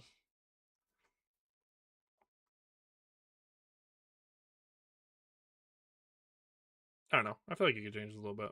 It's fine, though. It's fine. 0 isn't worth as much as a 30-minute buff, but if you get 2 buffs at minute 0, it is equal to a 30-minute buff. The early buffs do not mean nothing. Now, when should I box? Look at your wave state. Is the clock about to hit 3 minutes? Shove out that wave as fast as possible and immediately run to the start of a box run. There's nothing else to do at this time. Camps should have been taken at 2 minutes. Camps also don't respawn until 2:30 if you took it on spawn. So unless you're majorly pressuring your lane opponent, there's nothing to do right now. When you are doing a box run, do not run in a straight line down a path and then come back the exact same way. Always take a path and then take a different path back. Yes. Run through a second line of boxes. Never take the exact same route. Your teammate should be doing the same. So if you're more just weapon damage. Like what I'm saying is like if you already have weapon damage, getting weapon damage later in the game is like kind of useless. Is what I'm saying. Like if you build gun, yeah, like that's what I'm saying. It's like these stats aren't created equal because if you already have some stats versus if you don't have some stats, they're not. That's what I'm talking about with like changing the balance of them essentially. Like after about like what is it like 80% weapon damage is like less useful. Is it 80%? I don't know. Wanderwood now. I watch Wander all the time. Fire run is the best one to get at Journey all points game. Yeah, exactly, right? Like fire rate, no matter what you're playing, fire rate will like be beneficial to you. Because if you're building gun, it's really good. And then if you're not building any gun items, fire rate's still good, right? Same with ammo. Like ammo is just like, it's just fucking good. There's never a bad time to get more ammo. Like ammo is just a good stat, right? So in the laning phase, splitting the wave between you and an ally gives 108% of the base soul value, but if it's only one person there, they get 100% of the base value. This would normally mean that the team is losing out on 8% souls total. However, if you are running a very efficient box run, you can be making up the exact difference that you've been losing, and your teammate is getting very far ahead. Here's an example from an Eternus 6 game that I played yesterday where I did just this. I didn't know HRs played Ivy. Like, I had no idea about this, by the way.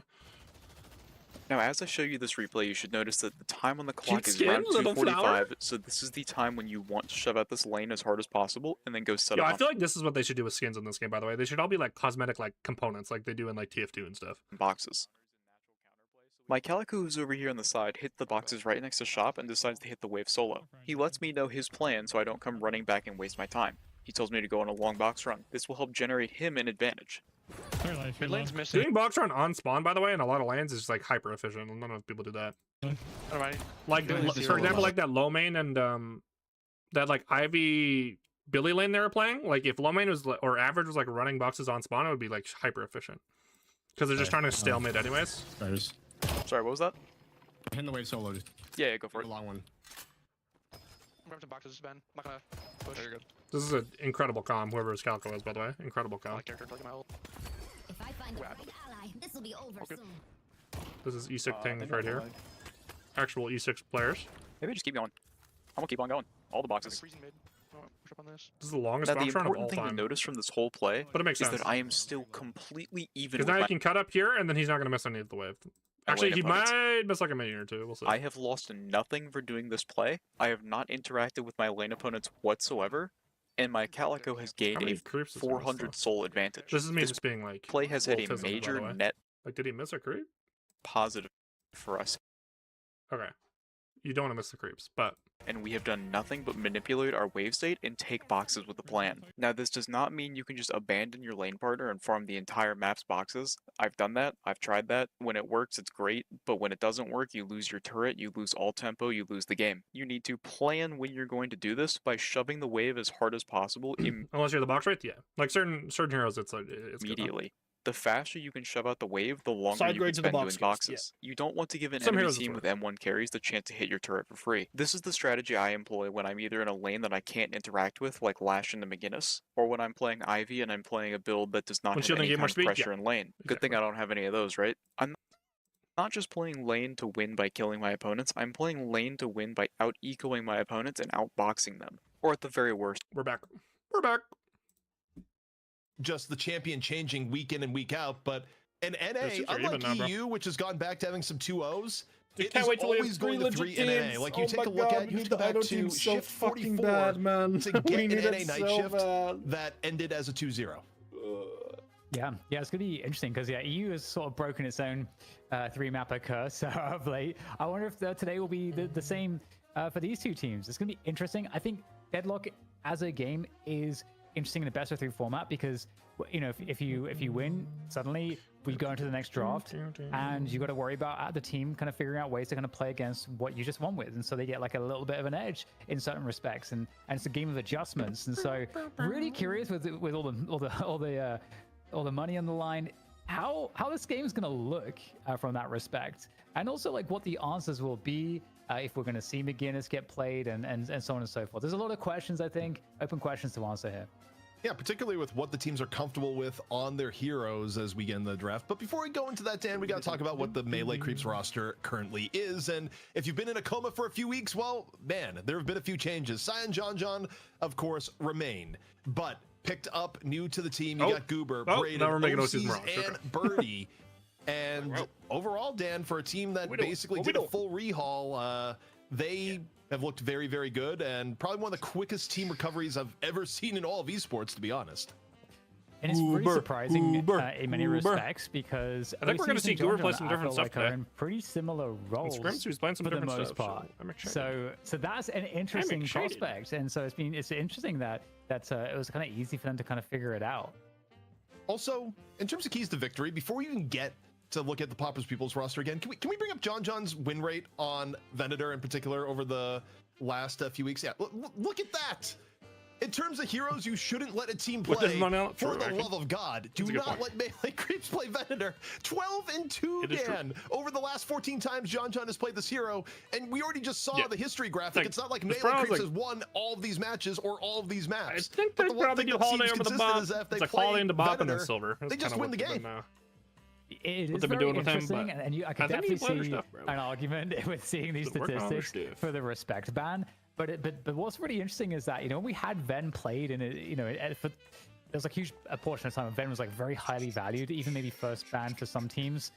Like that's not where Ven is right now. I feel like if you're going to be banning Ven, that's kind of out of will ban one, especially if it has to be a respect ban. I feel like it's not a super contested hero as it used to be. I'm curious to see if they're still on the McGinnis hype train. Will be the because if you go for a ban, they were like top trying to steal it with a pick. There's other high value stuff at the moment. I think you steal at the pick, or at the very least punish Melee Creeps if they don't grab it early. Like Melee Creeps has had plenty of drafts where they get the Venator late, and at a minimum, I think you mid-stage ban it. You highly consider picking it early. But either way, we got to talk about the opposition. We just saw them dominate the Challenger match, and for good reason. Poppers Pupils, the team that is really coming to their own in recent times, and also, again, I mean, you look at the last game we just saw, Dan, really no weakness across the board. Not only did they defend against the other team's strong lane, which was the entire point of their game plan, but everything else kind of went well too. It was a game that I never was won both mechanically and from a strategy perspective, starting from the draft. Play Abrams like maybe once. Yeah, totally, and it's interesting too because the skill does go very deep. You know, we saw Lefa in kind of, I wouldn't say a quiet game necessarily, but, you know, Omni Mirage didn't really need to do anything. And so I'm going to be very curious to see, you know, what Poppers Peoples are going to look like here today, performance-wise, with all the skill they have on the roster. It is kind of insane. League, Low Main, and Lefa, for example, kind of stand out to me as people that are going to give you big problems in a match. So, yeah, started the biggest fucking problems. All right, well, we'll see if NA has behaved itself and the draft is ready to go. Sometimes in NA, teams take their time. But from the looks of it, Dan, the draft is in fact ready to go. And we'll see what changes, if any, Poppers Peoples will make. And also for the Melee Creep side, do they let the Billy go through? Because oftentimes, if you're the second ban team, you'll see Doorman get banned because you don't want to give up the first pick Doorman. But Poppers Peoples, we've seen them lose with Doorman. 2 Melee Creeps. And a Bebop ban. This is anti-Goober. This is just straight up. Goober does not get to play Bebop. We do not want to deal with him on that character. I think the first pick makes sense because I think Melee Creeps are down to pick the Bop or this was happening against Melee Creeps where people are just terrified of seeing Goober on the Bebop. But if you go the target Goober, John is free to play. And they ban Billy. The Billy is banned too here, Dan. So I think Poppers People slam the Doorman. Please let us see the Doorman mode. Pockets, definitely. Some of those that normally get banned, so they'll be free to grab. And you gotta imagine the Doorman's going to come out. I do like the Billy ban. Put the Doorman in the bag, respect ban there. I think that's really nice.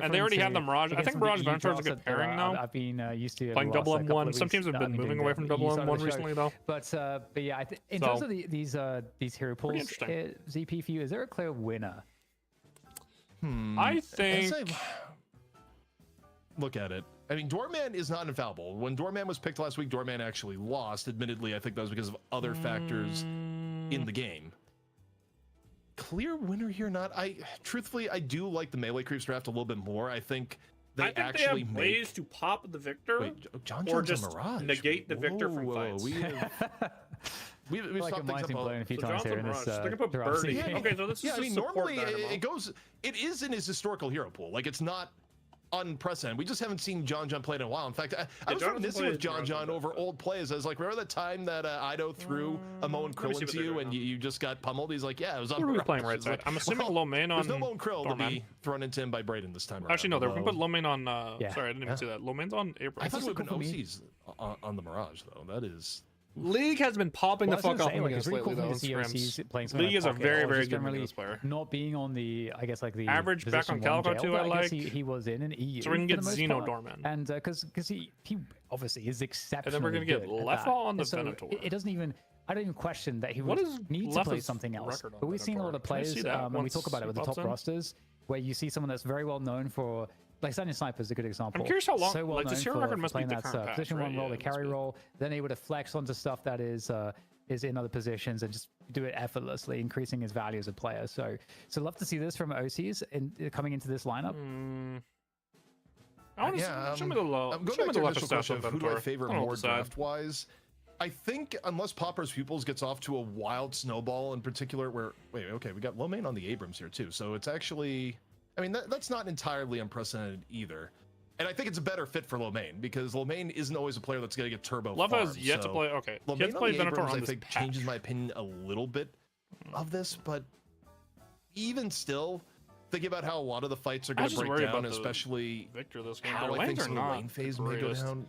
I kind of favor melee creeps, but it is much closer, I think. I wonder if they're going to go with John and Saya. It does, yeah, I feel the same way. It's very hard for me to kind of understand. They've been doing different pairings. Because I want to see the McGinnis, like we were saying with League. You want to see that kind of win the tempo battle. Get that first Guardian down, kind of unlock average on the Calico. That's kind of what you want to see.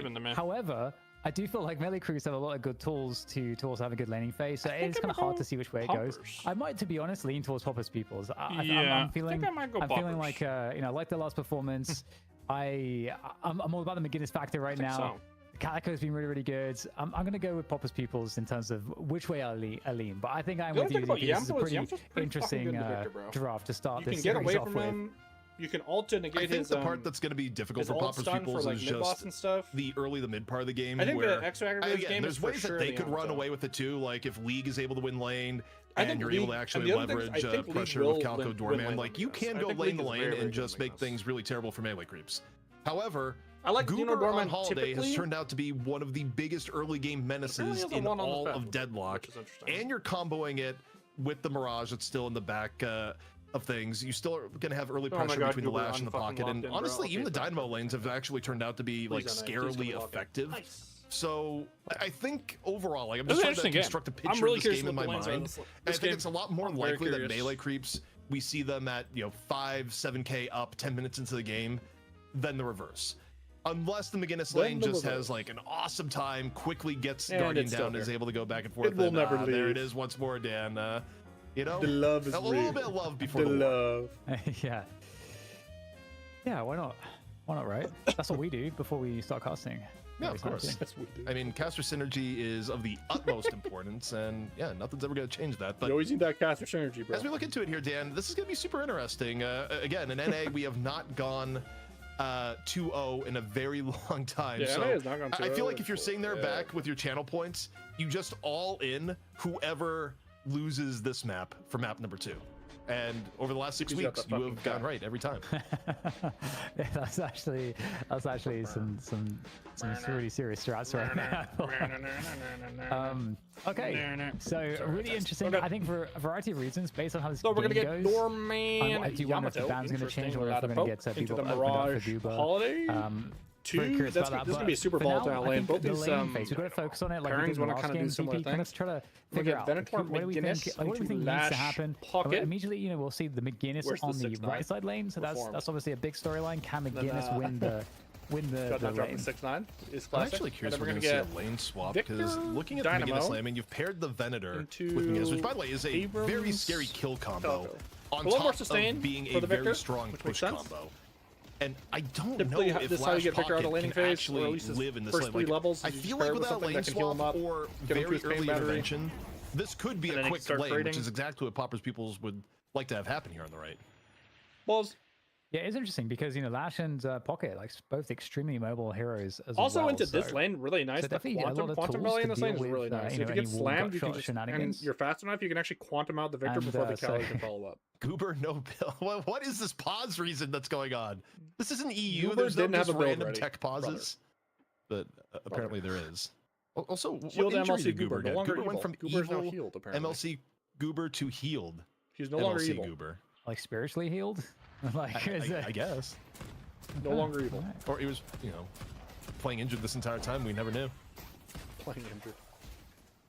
Well, I guess because we're looking at the mid lane, what do you think is going to happen in ZP? I think, Doorman Yamato is kind of a honestly disgusting pairing in terms of the poke, but Holiday Mirage also kind of gross as well. So fucking bad. We're going to parry into that the Victor gets a fucking. Average, if Victor got the kill, it'd be a little spookier. It's an atrocious start. I that think is really bad for them. The So Dynamo Victor lane is one of those lanes that will often be calm. Wait, yeah, no, he does so long as you opening don't feed rounds. I them. think If he you goes start getting behind, this lane will start to I think be he able goes to one really more for take the gunfight. advantage of both the Dynamo healing and the Victor sustain to make life really difficult against it. Like, it's one of those lanes that you actually have to keep even to have things go well, because if the other Yamato also team gets a got foothold, they lanes are going disproportionately horribly for abuse it. So that is a brutal start. And also not much better in middle as the Birdie poke goes from quantum Holiday second. and I like Mirage it, I have, like it. quickly put poppers on the back foot. I feel like this is the lane you really want an Infernus or So here something goes the to, quantum. You actually parried burn him. the Victor and the Dynamo there, but Birdie played that really well, off actually. the He rip needs to there, parry Bob's here, like though. chasing it down a little bit, trying to see if he can get some Well, good it trades on the looks- damage. Actually not looking whacked. too bad. Both the players very, very weak. So, I mean, as you say, the heals are going to be beneficial, but This is a really good rebuttal lane if you want to go rebuttal They're too. not super strong just yet. So, Saya I mean, or you do Birdie. take a death there, average, but at least he's going to be able to bring some pain back on his return. And then you're playing into a Venator. The interesting thing to me is that we had no lane swaps to shore up things on the right. And I mean, right lane is going about as expected for me, Dan. When you look at the HP and you look at the state of push, this is a very, very difficult lane for melee creeps to deal with. And Popper's Pupils, I mean, about to start getting a serious chunk of damage onto the Guardian. You have a Lash that can barely be in lane without being in danger. This is the Maybe second time about we've to seen go the down pocket. here right now. I mean, Braden, The nowhere to pocket go. Lash lane just taken gets down fucking from the dunked double on, by the pressure way. between the Ven and the Guinness. And this could be a double Oh, kill. he into missed the Guardian fucking going gut down shot. at record speed, Dan. Yeah, and just a whiff on the gut shot there, that would have absolutely finished they're off. kind of trolling now, though. Osis Osis is is probably moving going on to them. die anyway, question mark. Might be able to get out of there, but I mean, Once again, we see the bucket live with 1 HP. Spending a lot of time off the lane here.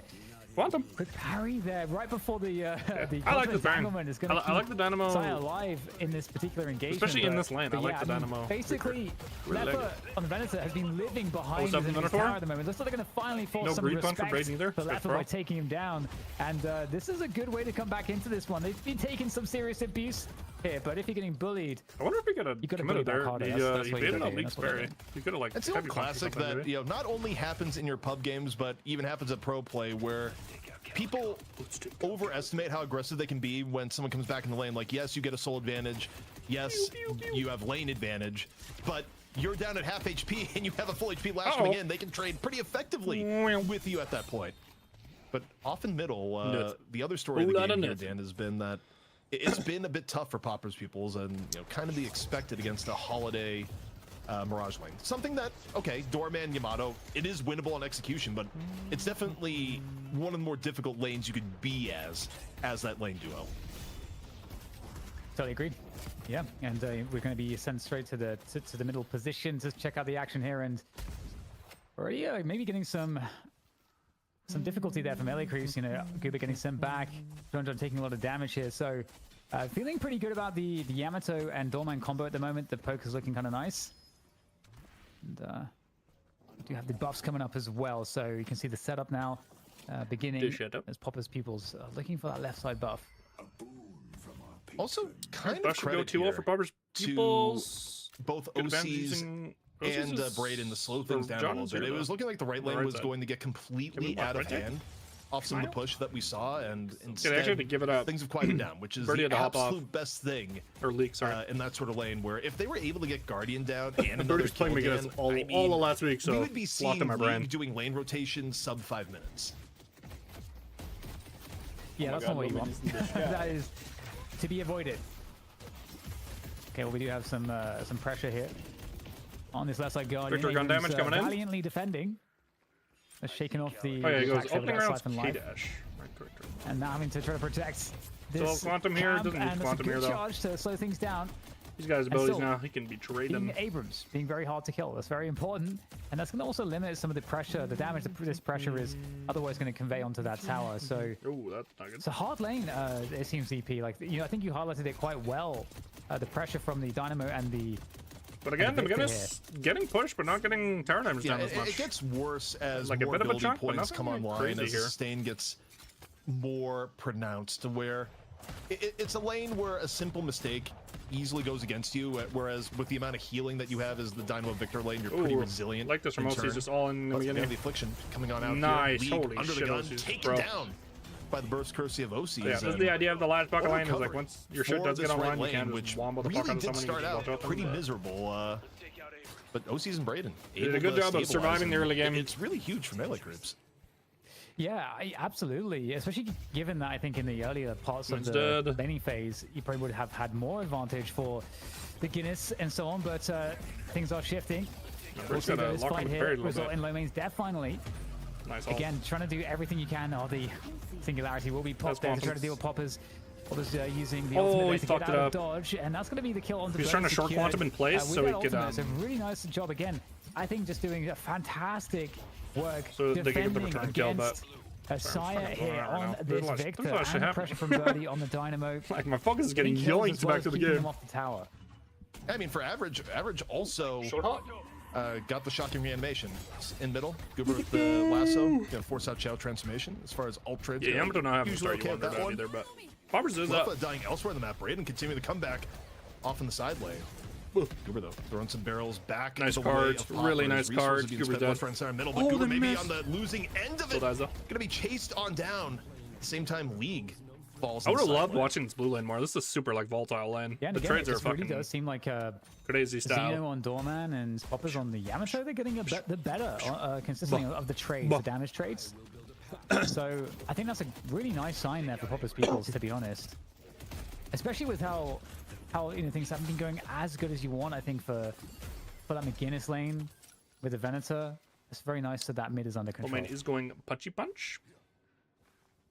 31k makes sense. This game's first snatch is really strong. Things feel pretty even in terms of people getting ahead of the game.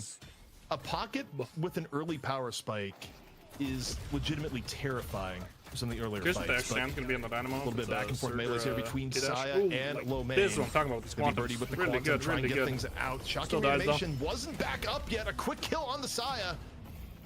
As now, Popper's pupils do get caught with their pants down with the alt-timers though. Very long alt-timers in this Dynamo on top of the wardrobe, whatever that is, and will eventually go down. Average. Really well done here to really spirit snatch by. I like to finding the opportunities. And Popper's Peoples, I think, looking pretty decent at the moment. Are starting to lay into that Guardian as well, getting it fairly low. So back on the lane, looking for revenge here, but the chase is looking very difficult to deal with. The burst damage is excellent, and still no shocking reanimation. So Saya's just gonna get absolutely. He drops wrecked. way for that too, by the way. Yeah, that's really bad for Saya. Like you look at Saya's point of view, it's like, wait, where'd that Abrams come from?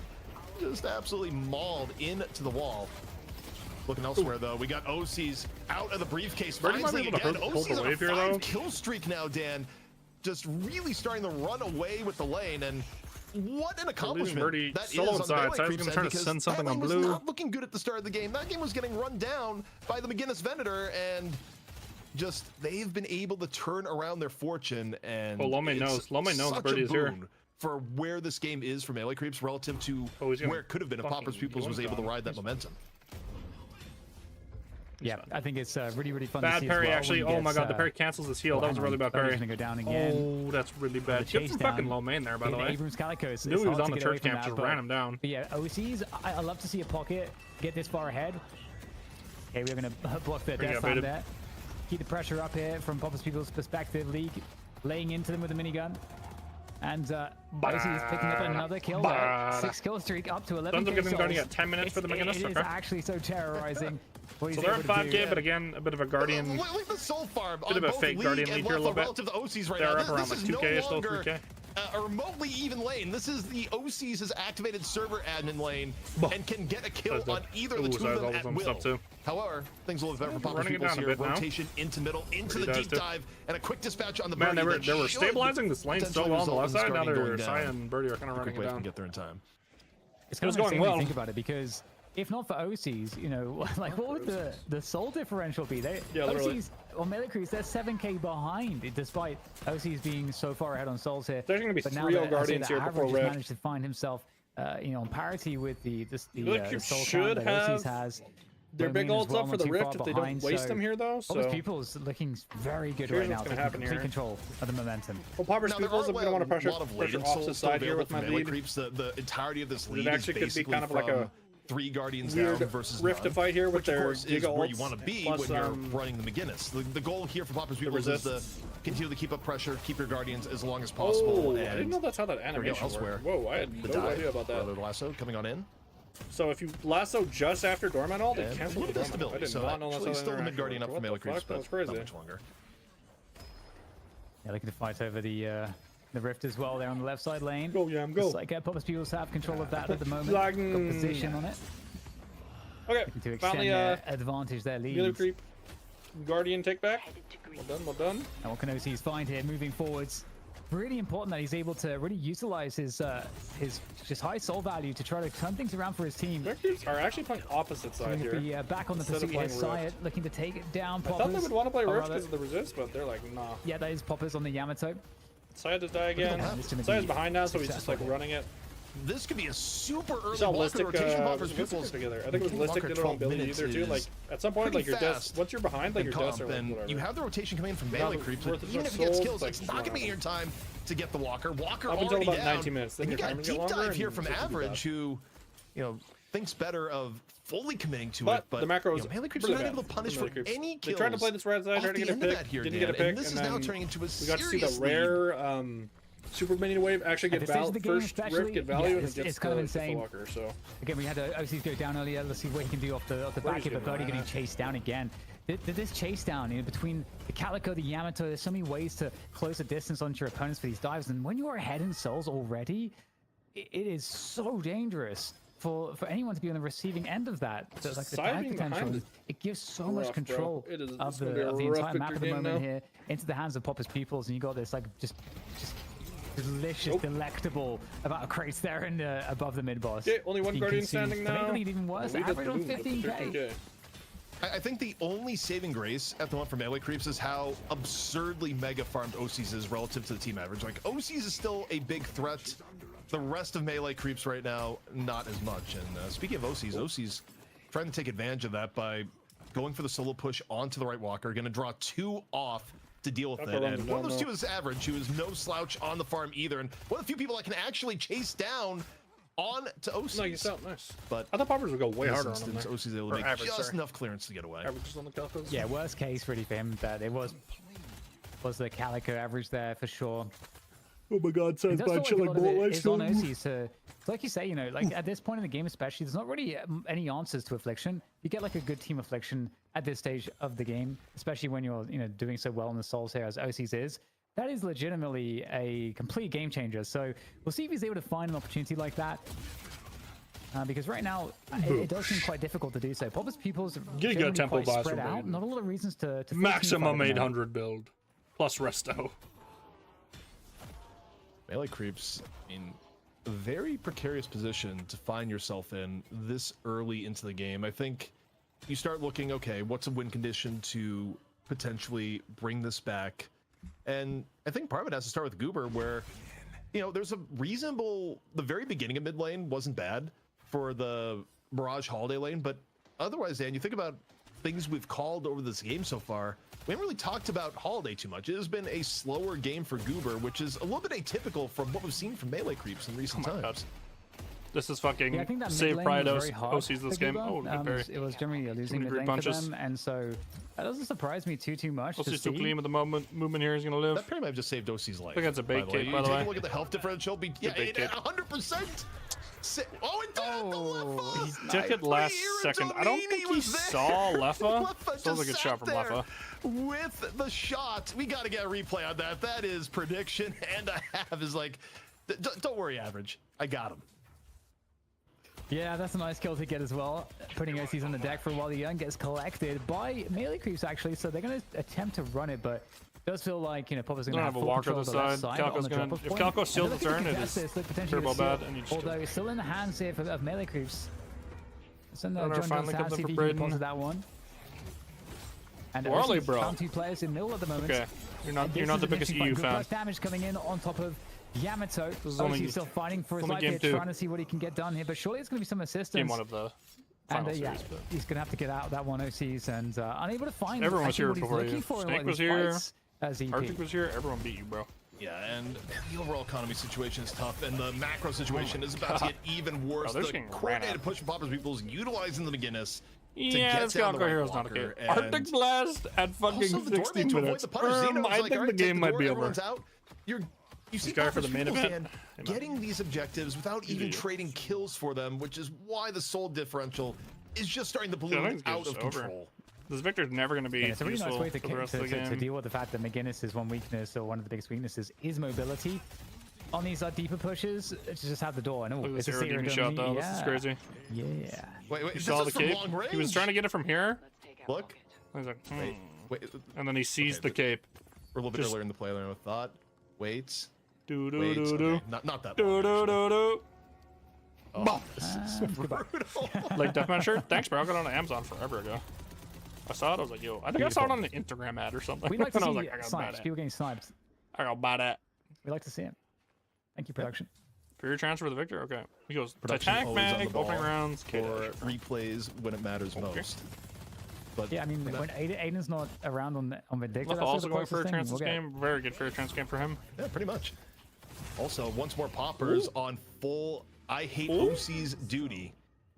and the burst damage is pretty unreal. Like, even OC's gets away. The fact that you could kind of expect average to... I said Poppers. I'm too used to Poppers being on there. But yeah, average for the rest of the game here, Dan, is going to be what's your duty? I jump on OCs. Lomain's so ahead, too. Yeah. They're going to have such a hard time killing this fucking average, bro. Obviously, the casting buff is something that average has at the moment to kind of increase some of that. But it almost just insta-gibbed OCs. So there's a huge problem because, again, as we said, OCs is kind of like the condition to get a team back into the game. And OCs has not been able to find burst damage on multiple players, afflictions on multiple players. And it's gone? There's Yeah, they fucking no conditions. Oh, there's a... We don't use use that it here. pocket to I'll full play it effect. as well now. Also, We had like the other OCs, server it's for that normally the rest of the team would be farmed around him. It's just every other lane. I know, because they started doing the next season after thing the early here. game, and it kind of I worked had out like, well, okay, I invited you the other one we OCs used is when we had in his lane, ringers and shit, but I don't know if because of anyone's the rest of the actually state of the game, there's just not a lot of backup. RBC And just I gone. think normally you wouldn't necessarily have stole our history. a Calco go 100% all priority on the pocket no matter what. You'd be looking for other targets, but you know, Popper's pupils, they could look at the top bar as much as we can and be like, oh, the only person that can make us lose fights right now is OC. So they're going to disproportionately commit to give OCs a lot less room to work with than he'd have if, you know, the rest of melee creeps was at better levels of farm. It's kind of crazy to have like an average advantage of 5k per player, which is kind of, that's where Popper's Peoples are right now. As the engagement comes in on top of Goober, not really exactly what I think he wanted. We're trying to get out of this one, but it's going to be the mid boss that's getting challenged here. And I mean, only 3, man. Wait, that actually matters because OCs is 43k. The biggest affliction we've seen from OC so far. Hold on, this is kind of scary, bro. Rejuve is coming on down. A lot of turrets got set up in pre-prep. Oh, look at the wall, though. Oh my god, the McGinnis character, bro. Backed up by the doorman, and people are just not able to get into position. You can't tell me this character's that better. You can't tell me this, bro. Melee creeps lose 3 players, and Dan, we might be heading to a map 2 sooner than we think, because that was about as decisive as it gets for a mid-boss fight. Yeah, I mean, it's so rough when, especially McGinnis is set up like that as well. No way back into that one, and everyone from melee creeps is pretty much dead or defunct at this point. Rift is up, no contest for this one. G fucking G. And the entire map's gonna get pushed. Dan, honestly, OCs right now is channeling the spirit of playing a ranked game and just going, you know, the messed up thing about all this is that when we lose the game, I'm going to lose MMR. Like, how can your system look at my performance and say lose MMR? Because think about it from OC's perspective this game. OCs massive lane performance. Oh, got massively ahead of his team wait, overall. Goober's pro. And also wait, just the got Dorman's dead again, by the way. And none of it matters. There's no way he gets there. It doesn't matter. Oh my God, Goober. Oh, okay, well, there's the game saver. Do something. This guy's dead forever. Go. Jump the urn. Jump the urn. Do something. Anything. At the moment, for you must do something. Still a lot of map control. They're going to find this fight in middle. They got to be careful though, because the team is not together at the moment. Opportunity here for Melicruce and maybe get rid of another Rejuve Crystal. Yeah, they get urn anyways. They made a little bit of trouble. It's going to be wait, they're fighting on blue. Okay, good. Show blue. Show blue. Show blue. Melicruce, they're really serious about this. Show blue. Show me Braden. On top of the mid position. They are looking for those. They have Dynamo Wall. Show me. I'm just gonna note, going back to the beginning of the game, I get that they picked the Dynamo specifically to go with the Victor, and there was lane synergy that we had there, but you know, slightly different. You did have the option to have the Venator for melee creeps. Like, you could have gone John, Ven, and OC's Mirage. Like that was on the table here. Oh my God, he got him. You're gonna come on out, and I mean, here's the problem: even you land a multi-man singularity, when you're this far behind, is there follow through? And the answer, generally, is no. Generally. Yeah, I mean, Birdie on 13k souls. I mean, we saw it just time and again. As soon as the roam started to happen here from average, the dives onto Birdie were just almost too easy. Oh, oh my God, just light punch. Oh, she's getting slapped. How can she slap? I don't know if anyone knows that meme, to be honest. Oh, that actually pins, by the way. Holy fuck. If I'm Braden, I'm so pissed off. Too, and some people game's already over, like, but I'm like, what the fuck? Know, there's an ancient level of knowledge within our gym. But yeah, for melee creeps, I mean, 50k difference here, Dan. I'd say pack it up, but the mover's already gone. Like, tough time to be a Goober fan right now. He actually did fine in their lane. It was every other lane just got 42k difference now. His only expanding, ever expanding. But I made a satchel. ZP. I made a Goober. Is that still a thing that yeah, it was kind of funny. Like that, it was actually a good lane. It was going fine, and then Saya kind of just started running it down. What is going on? I mean, Birdie, I know obviously that's like the more classical good one. Teammates are running it down. Just causing the universe to expand to the point that we're never gonna be able to get to another galaxy. I think it's Calico Heroes, bro. Like, the rate of expansion continues. I think people have woken up to the Calico. We may never. I think you just won through this hero, and you're feeling pretty good about it. I don't know. We're at the state of the game, Dan. No, bro, we're discussing Drifter. Space physics instead of the game. It is what it is. The rabbit hole you've just dragged me into because, well, I mean, you got Singularity on cooldown, so you can't even go to that. Uber did cleanse one of the regions melee creeps and somehow bringing this game back right now. But this game is just... I like how you pivoted it away this game's just from fucking rough. the space this game physics. is hard. I'm going to respect that and not go back there. Thanks, Dan. Yeah, so you can see...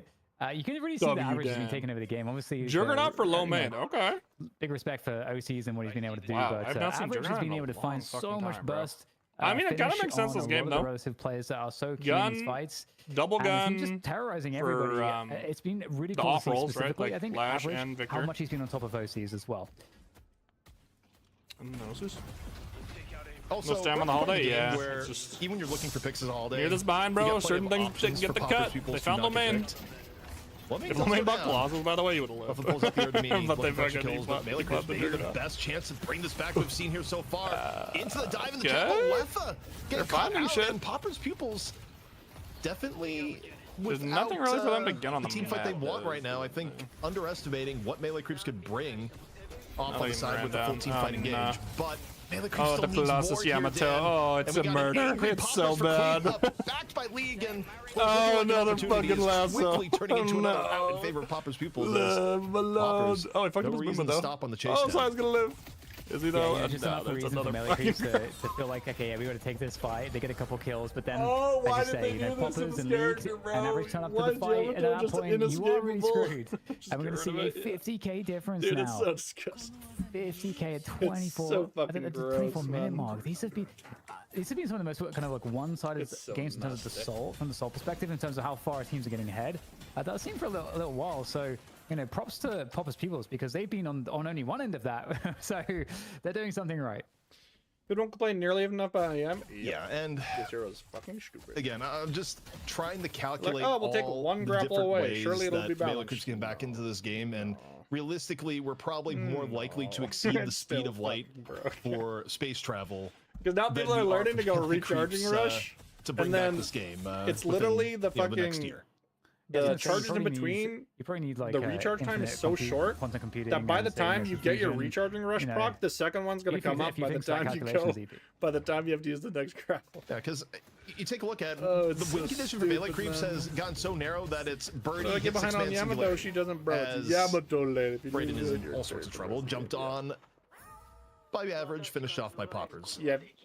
I don't know. And it's 45 seconds until next mid boss, so I get that Yamato can be bad into they like can just tanks rip and stuff, mid but it's boss like on every spawn. game there's gonna be like maybe 2 to 3 heroes the fact that you can have just Birdie up with Singularity, I think even with this degree of lead makes you. Oh my Brayden, bro, you should have seen Birdie. I think you make mid boss scream, but you don't finish it, and you respect the Singularity. It was not good, man. It was not good.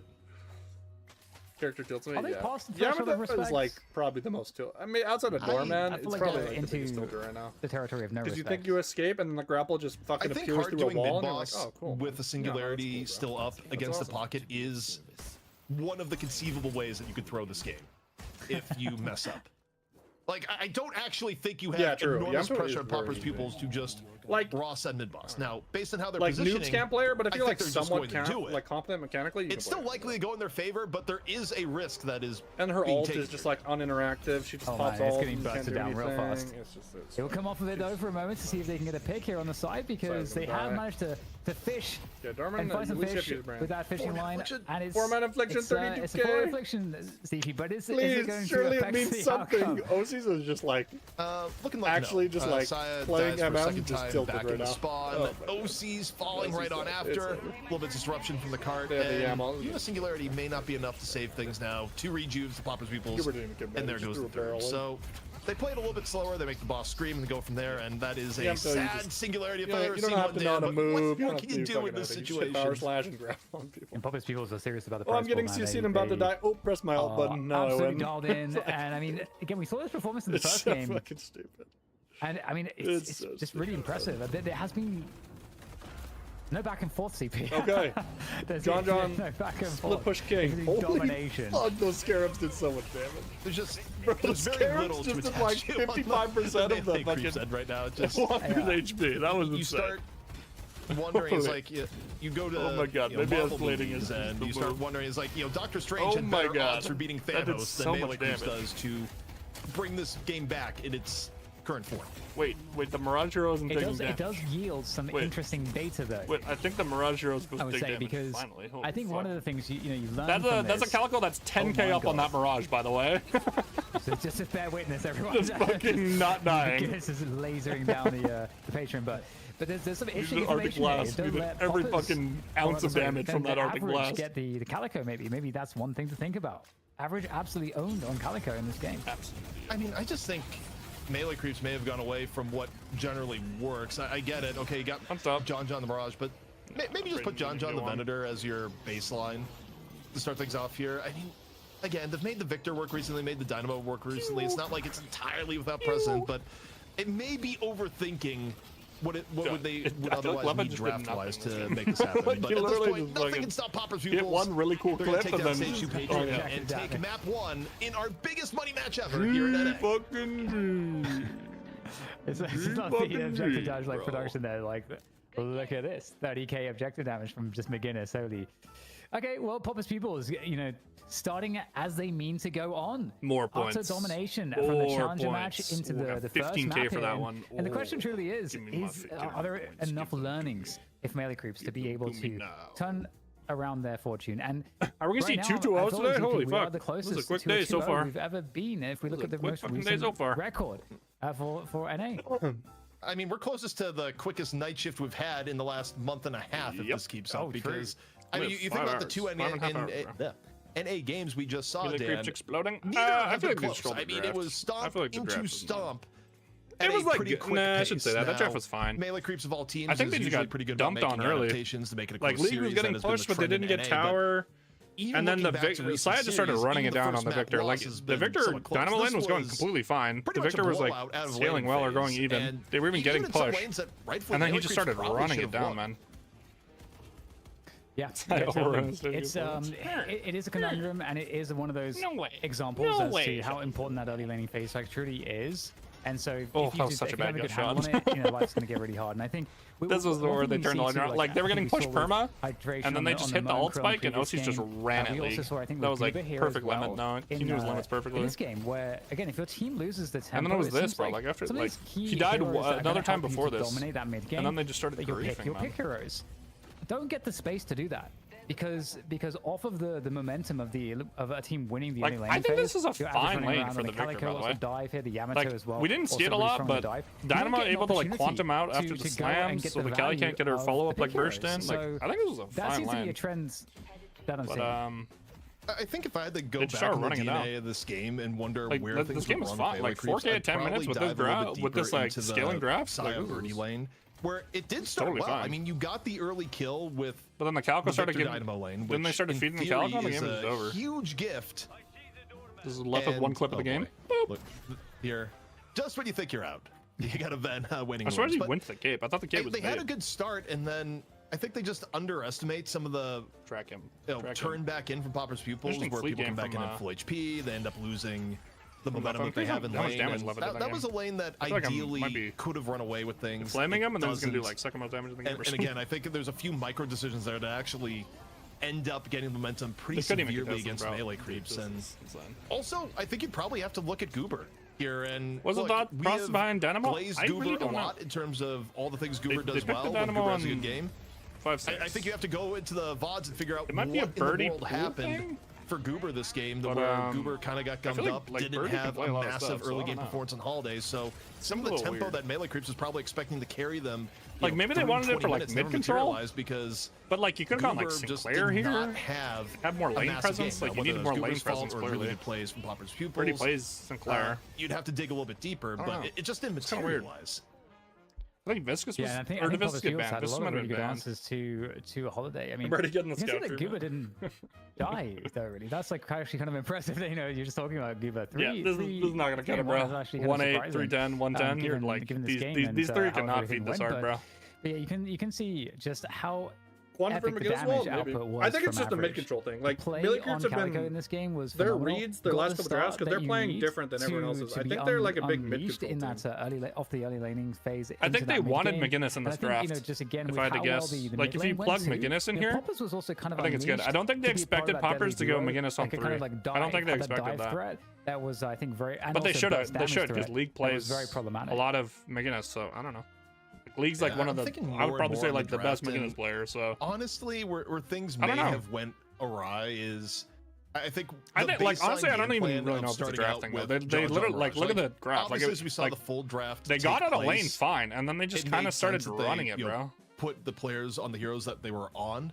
Evil Goober not healed MLC Goober. Yeah, no. Creeps has done well with Goober needs to let the hate fuel him. I don't know why he's healed MLC Goober. He needs to stay evil. Clearly, on the Ven. We need the evil Goober.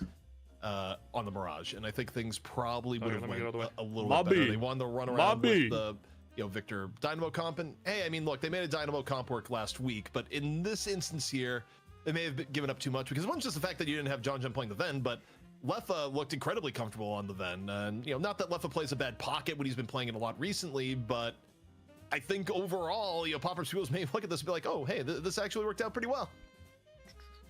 Yeah, I totally agree with that. Very, very interesting game. I think one of the most curious things to me, ZP here, is how we predict what Melee Creeps' response to this will be. Because I think, I went with a certain track, I thought you went with a certain track. It's very interesting to see if they follow either of those, because they very well might not. They might feel like they just misplayed it and might want to run back some of the stuff that they had in this game. Yeah, my final thoughts before we go on the break too is I think they have to consider, is it worth letting through the Billy and letting Low Main play it? Was it actually Xeno being that ridiculous on Doorman, or was it other, the back end of the draft? And that's probably the discussion. And I get like when you get behind a little bit early, like starting to just like off here, Dan. Popper's Pupils, like before 90 minutes, just like running at kills and stuff to try to get back in the game. It ended up with him like making Birdie follow him, and then Birdie was also just like dying on repeat. So it's not just like Saya got behind; it was like Birdie got behind too. So it was like, good. Braden had a rough game. Biggest thing was like Goob usually gets a lot of shit going, but I guess that because they lost both side lanes, Goober couldn't really roam. That's another thing. They like got 2 behind, so like the holiday was like kind of just stuck, so being like, oh, I can't play a video game. Boop.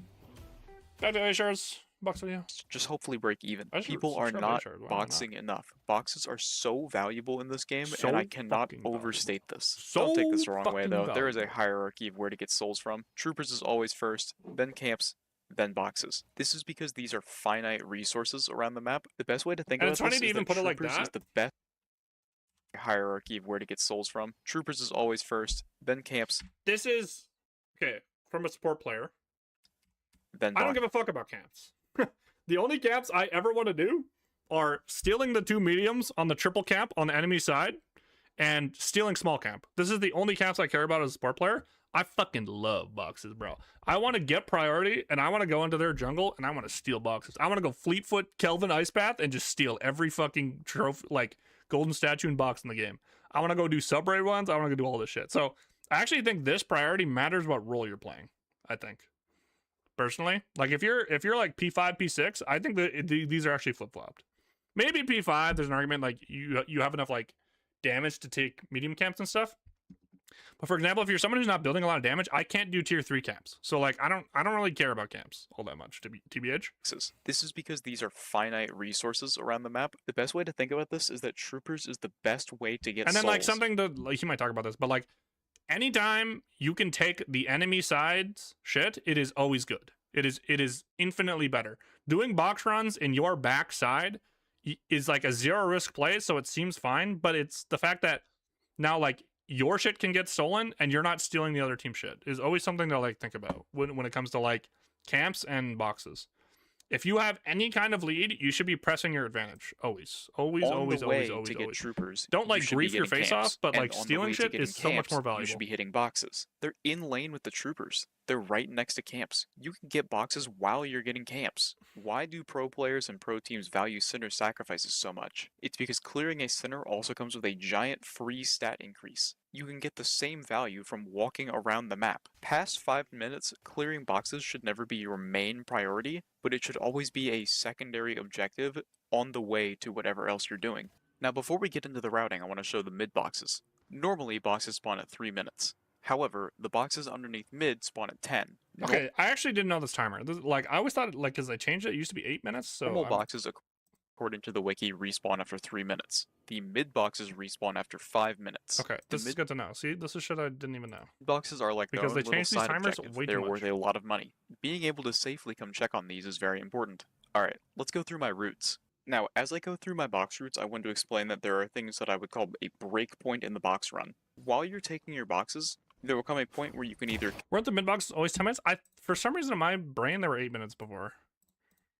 I don't know if they were, because in my brain they weren't always synced with buffs, but I could be wrong. Continue going. Spawned with mid boss? You might be right. I might be missing it. What am I thinking of? There was something that used to be synced with buffs that isn't synced with buffs anymore. Like the 10-minute buff, not the 5-minute buff. I don't know what I'm thinking of though. I don't know. On the box run into the next room on. Is it tier 3s? I might be thinking of tier 3s. I don't fucking know, man. Urn was? Oh, it might be Urn actually. Wait, you're probably right. It probably was Urn. It probably was Urn actually. And then T3. It was T3s again. Okay. Or you can take the break point and go straight back to the wave. Clearing all of these boxes and knowing where your breakpoints are to get back to the wave is extremely important, as you make sure you do not miss a wave on the way back. Now, I don't think I need to do separate versions for both sides of the map. The largest map difference in boxes is this right here. These 2 boxes and these 3 boxes. Whereas on Archmother, it's these 2 boxes and these 3 boxes. That is the largest difference in these 2 sides. I'm going to start with Hidden King Yellow or Archmother Green. Right as boxes spawn, if you have not gotten Prio and you can get these. These first few boxes right in front of the shop are the good ones to get. This is the most basic example I was talking about with denying, by the way. Yellow or Arch. If you get really good at timing, like if you have push, you should always be able to steal these at 3 minutes. You should always be able to steal these. Always. If I ever want to box run again, deadass, I will look at the box rate match again. I don't know if I've ever seen such an efficient bar running. Yeah. Archmother Green. Right as that video was a good video. If you have not gotten Prio and you can get these. But like even in lower elo, like I don't have push sometimes, and I am able to steal these boxes so often. Like it's actually these first few people boxes just don't grab these boxes for some reason in lower right elo. in front of the shop are the good ones they just to get. don't know.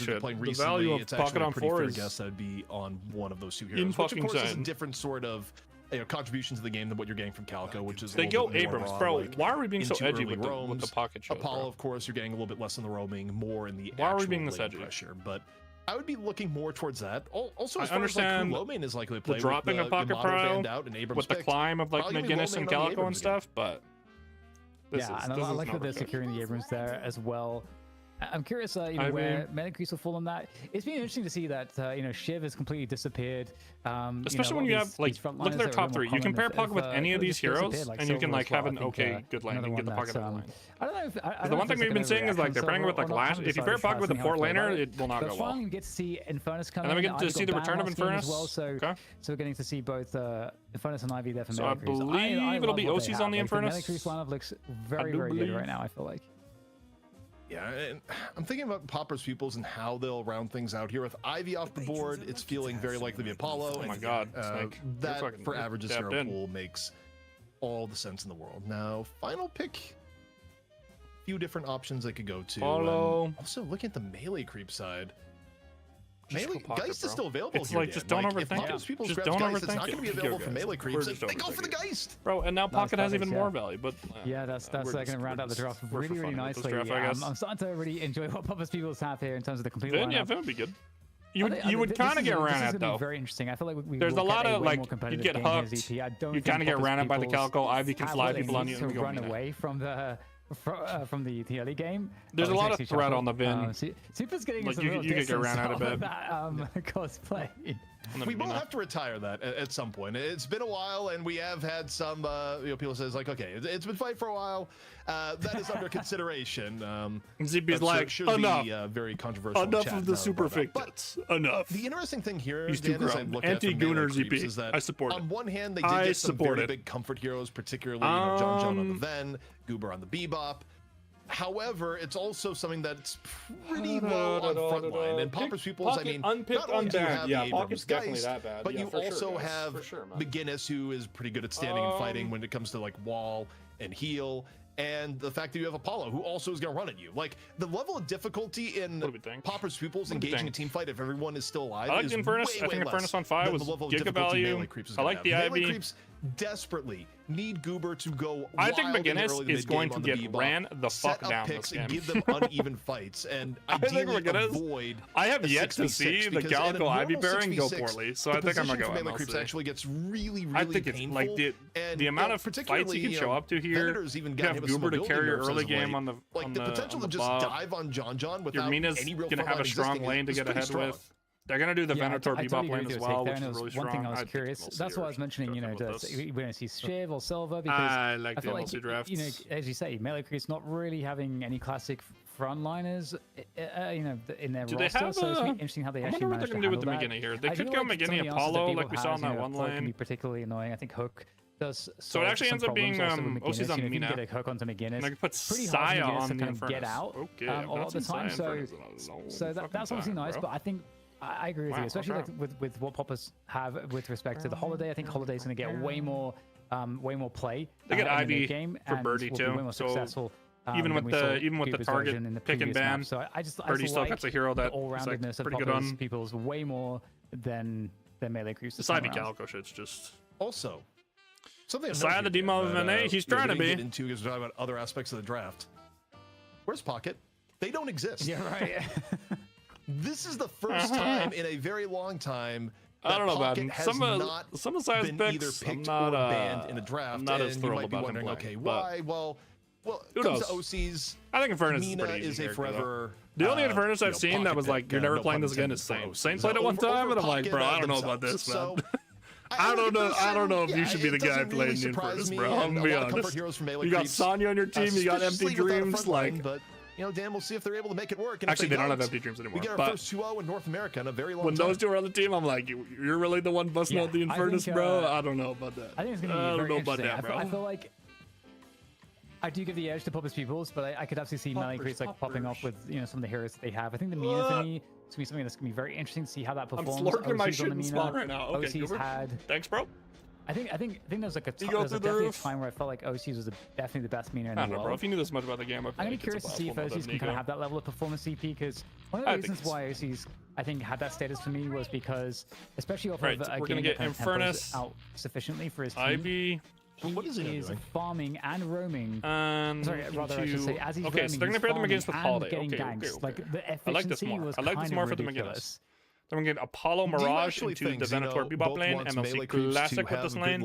And have then we fun. get Calico, Normally, if the other Nina team's having good into luck and having Geist. fun, it means your team is losing.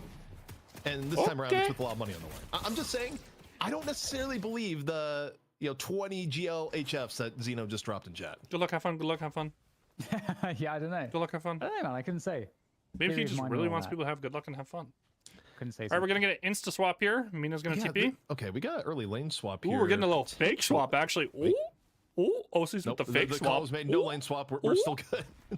But I think OC's was calling for a swap, really and then Sai's like, interesting no. to me, like the way this draft came about. Like, and no, I no, no. feel like this is a draft that, because of the lack of frontline and lack of ability to actually stand and fight, where one side has Geist, Abrams, and Healing Fields, and Apollo, and the other side, well, just does not.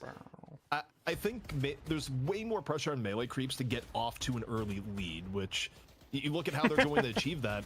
I think there's a lot on Goober and Braden's shoulders here to take over the game as we get 7-8 minutes in. That's funny. Yeah, I'm excited to see how it's gonna work out. I didn't even put this in my head when for the draft for me, but yeah, it's OC's Mina as pretty well. nasty I think poke, MLC just hard Mirage, one draft, Apollo, to be honest. Definitely not fun to be up against here. They got all their comfort, they got strong heroes, and Saya just needs to not hit his face off as he's getting shit on by the Holiday, by the way. Okay, that worked out. Really, truly a huge focus. Are there any other players you think, especially in the first 15 minutes, so it's gonna be like a P3 in Furnace, by the way. Are going to be extremely important in terms of. So I'm curious what build he goes. I think this is when if you're gonna have this level of income, I think the green stacking is actually probably going on together, right? But not when you're in this position. That, Goober and Braden are able to make movement on the map and create opportunities. And what a pin! OC's just snatched out of the sky from low main. OC's didn't even know what to do, bro. He just stood still. He was like, bro, I just got fucking swooped out of the sky. Yeah, I mean, the things that melee creeps want. Mina just got consumed by the blue you get a good enough early game that John gets big. Like, you definitely main guy's too good at the video game, bro. He's actually just too good at the video game. John pulls out Irodamini and actually can finish a kill before the fight even really begins. OC's pissed off. He's fucking rage WQing. And he kills average because he's OC's. Just immediately comes in and don't get pinned though. Rips guy's face right off. Takes a pin for the trouble, but should be able to get a save. Okay, OC's just comes back. That's how you gotta do it. You have to tell them. I hate you. TP, you gotta bully them back. Saya, bro, like stop, bro. You're in an Ivy lane. Quick escape there from Saya with the. What are we doing, bro? Able to get out of trouble for the moment. But a very, clear the very wave. low on HP there. It's very Let the annoying. wave clear in the bag, little bro. Presence on the lane.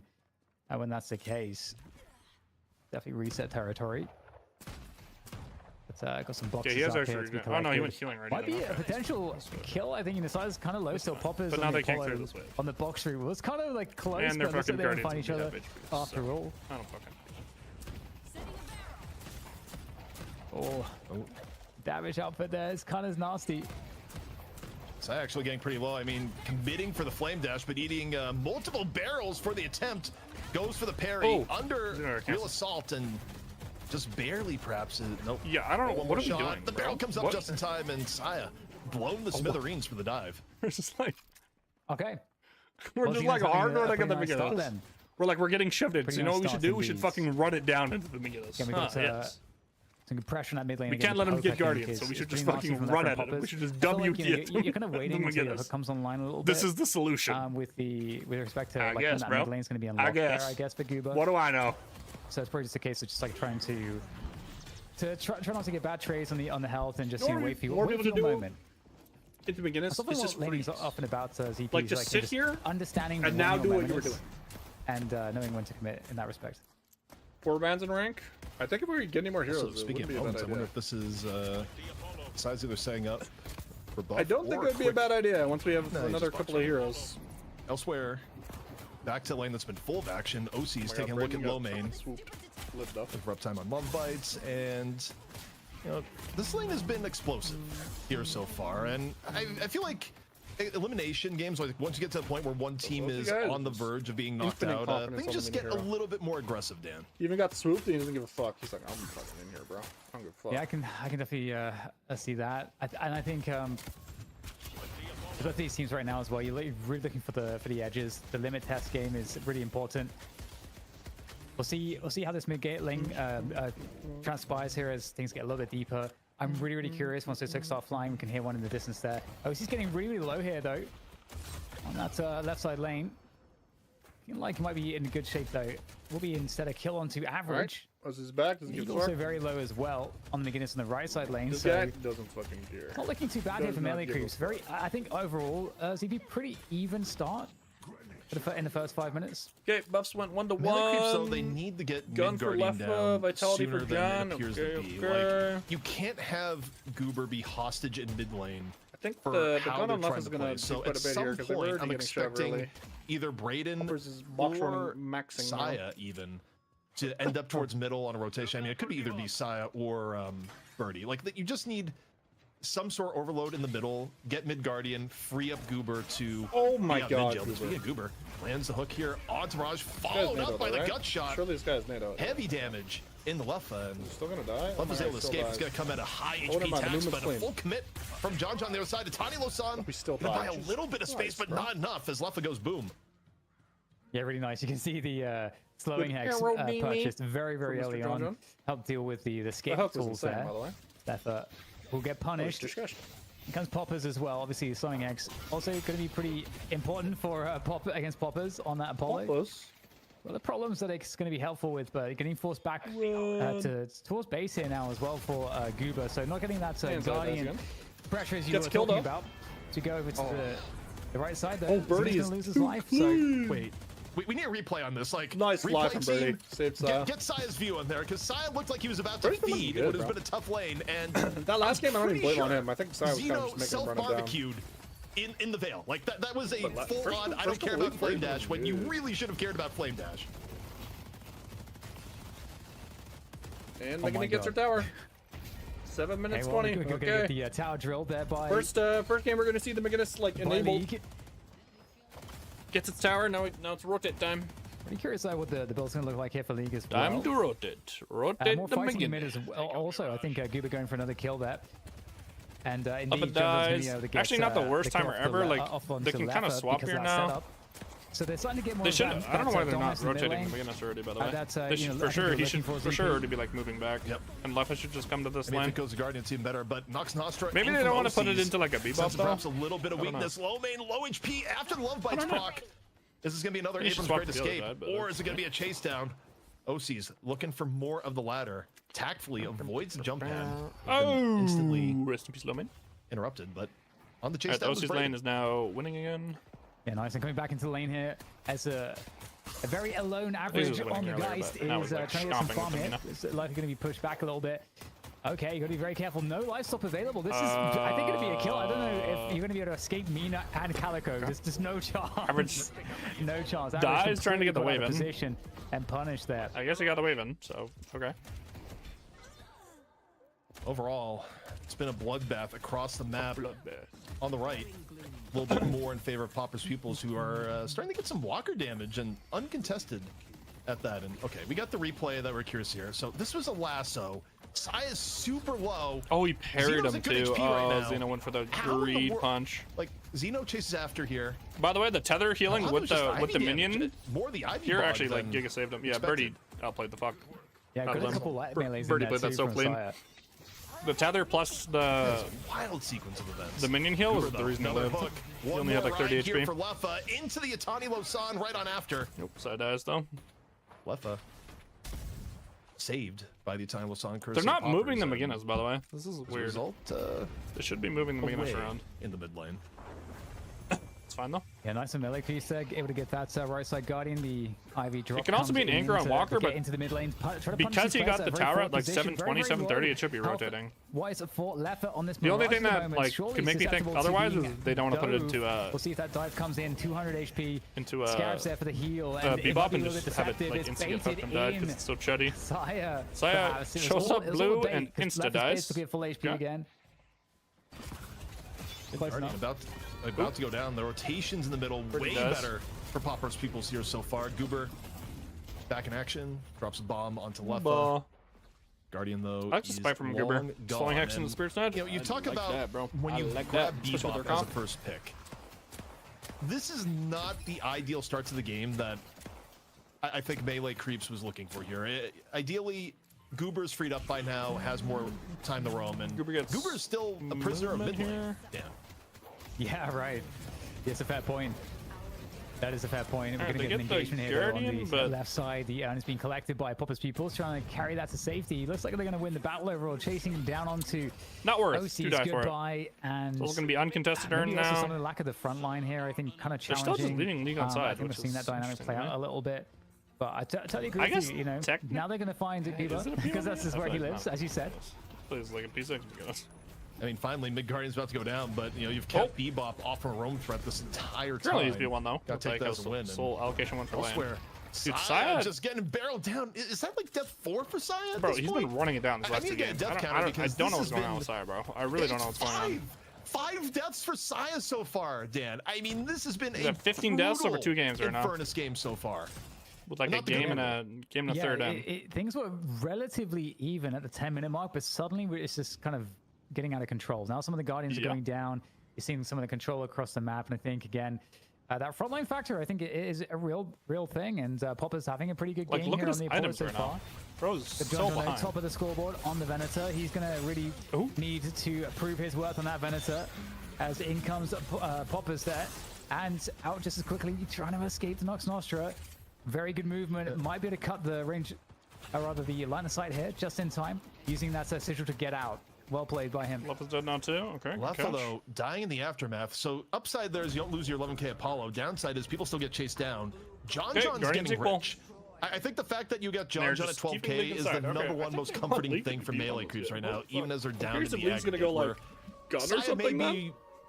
Just they're just putting the way this game is going. And supporting the kills of Zeno right now. Another snatch.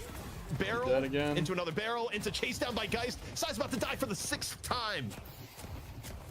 Yeah, it's looking pretty grim here. The chase down is continuing. Want to see if Eva lives. Probably gets a flame dash back to Eva mind control. They just all went off of pursuit this entire time. One more okay, so I saw that. They just went off Saya because they saw the kitty. They're like, oh, yeah. On the Walker though, this is really problematic. No one's gonna be here to help. This might just be a Walker actually. Broke from the mind control.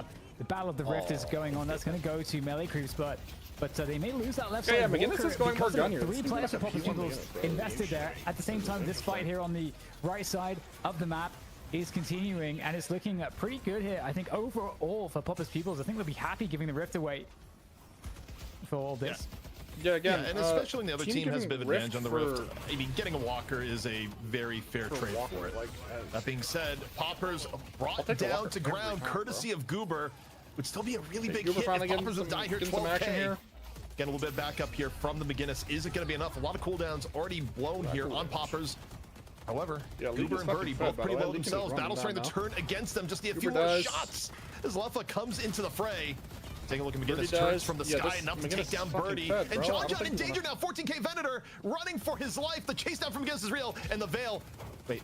Looking, really well played from League. Surely not. Spacing him, by the way. As League is online, by the way. Check triple. He's at 14k now. Terrible for melee creeps. Yeah, this is an M1 McGinnis, by the way.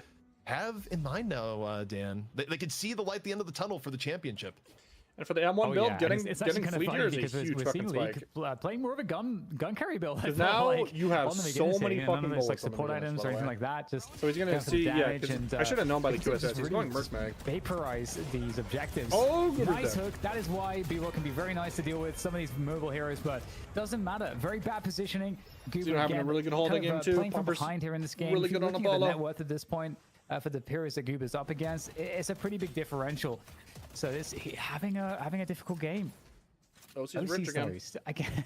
Rich boy OC's. Doesn't matter what he's playing, what's happening in the game. So let's stop.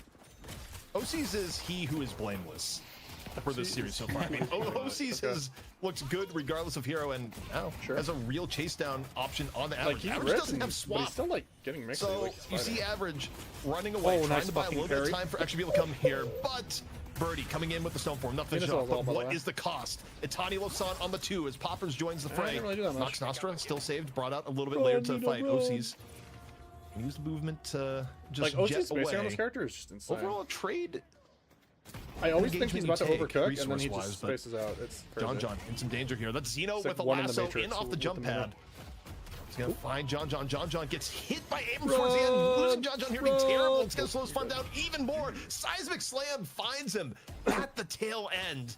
All right, not as bad as Snowball as last time, but double buffs come in for yeah, and Poppers Peoples off that, they get earned. Worse as well by the Snowball is starting to happen. The gun carry McGinnis. And it does feel like and the McGinnis is ahead. So even though the scorelines are quite close, it seems like a lot of these fights are just being dominated by Poppers Peoples here. So we'll get the urn turned in to just make the lead even bigger here for Poppers Peoples. And they've got great map control at the moment. They're really winning all the lanes. Big presence on the right side there as we jump onto Guba's perspective, as they will take down Average. That's not bad. Average actually suffering a lot in this game. Average is homeless this game. Actually, I mean, it took about 3 or 4 bad deaths in a row, but after that happened, I mean, you have Saya who's struggling to remain relevant, but it's even worse when it happens to you on a Geist. So even with the 7K advantage for Poppers Peoples, there's still some pretty interesting storylines here. The biggest thing that I think hurts melee creeps is the fact that John John took 2 back-to-back pretty bad deaths in a row. Where if those didn't happen, he would actually be at 20K at the moment. But Siya's dead again. What the fuck is going on, bro? Is this guy like grabbed in middle? Mental boomed out of his skull? Like, what is happening? Flame Dash ain't enough to get away from the lockdown that Poppers Peoples has been bringing to bear. Yeah, Flame Dash does feel like a tool that is easy to overestimate in certain circumstances. Cooper's dead again. I'm not sure that's happening necessarily, but certainly unable to survive with it. Oh my god, nice parry bait from low wow, just shy of getting parried there. Oh, it's Average trying to make some money. Oh no, John just gonna get caught again. I don't know if he's gonna be able to escape this one. Lots of players here in position. The gut shot. Just go lead, though. John. But Average got the bag. Close down that kill. It's still in the fight at the moment. Turning things around. Lifestyle comes on through. And John staying up in this fight. If Average lives with this bag, it's really bad. They need to kill Average right now. What you just saw there was the power of a cosmetic Geist. Like, you look at that and you go, oh, wow, this could be bad for Venator. And then you realize that Geist is doing no damage. Okay, dud. And guys, they got the bag. Like, Average gets chased down on the tail end. These are big kills for MLC, though, by the way. Yeah, I mean, you're John John, you're well farmed, you're pretty tanky. This is really nice for them. You actually have 0 respect for Geist in that situation when with you're waves, they don't really end up getting much here. The lull and like timers as well. You can see there that's on the camera that we had Leffa just kind of pushing this walker that's now getting defended. Double K dash opens him up to invade the jungle a little bit, fall off. Again, with it being like a P2 and P3, kind of like interested, gets the Veil Walker, interested like in Geist and one of these players, Mirage. I don't mind the K dashes. It'd be really nice very for cost efficient to him. Begin turning the pressure around, start getting picks. Can we get the deaths again? So I'm looking at the. Give me the deaths. Obviously, from the eye test, you have both Sai and Average towards the bottom. What is the death count here? Because this has been Average is that 8 times. It's actually kind of unreal the parity between the teams, where both teams. I saw him run it down a couple times. Have players that are getting pretty far ahead, and also have players that have just been. I'm not tapped in. The absolute whipping boys for the other 7 team. 7 deaths for Zaya is really bad though. Yeah, really. Yeah, totally. Good point. Very interesting to see that disparity. Okay. This is going to be problematic here. Is there a Stoneform here to save the day? The Slacina won't be able to finish this one off, but we're seeing a they're gonna hard collapse on holiday game coming in. Double slowing Hex onto the holiday. Oh, gets caught there, unable to escape. That was really greedy by Zeno. For that kill and gets punished. Really good response from Melacus to ensure that Zeno's unable to escape, and suddenly only a 6K difference between the two sides. And problems might start to appear here for Poppers Peoples. I think you could tell he was just like locked in on trying to hit his shots and looking at map because like all 3 of these people showed. I think the scary part here is how the economy of this game has started to develop. You have John John that's turning into a really big threat. Your most farmed are McGinnis and an Apollo, where I mean, granted, it's more gun McGinnis. It is more relevant than other McGinnis builds. Is it as relevant as Shadows on the other side? Maybe not. And then you have a Geist that is pretty broke. And between the two, like we keep drawing the comparisons between Sai and Average, it is way more justifiable to be broke on Infernus than it is on Geist. Geist has a really difficult time being relevant in these later fights. But Dan, it's 15 seconds. Buffs are coming up soon. Oh, this is gonna be Unctus on the right. Holy fuck, they just jumped on him. John saw his gut shot though. Charge in from Abrams early and a quick retreat. Dispel magic from John John, who decides it's not worth it. But maybe right back. They're gonna drop him back in indeed. Into the rift we go.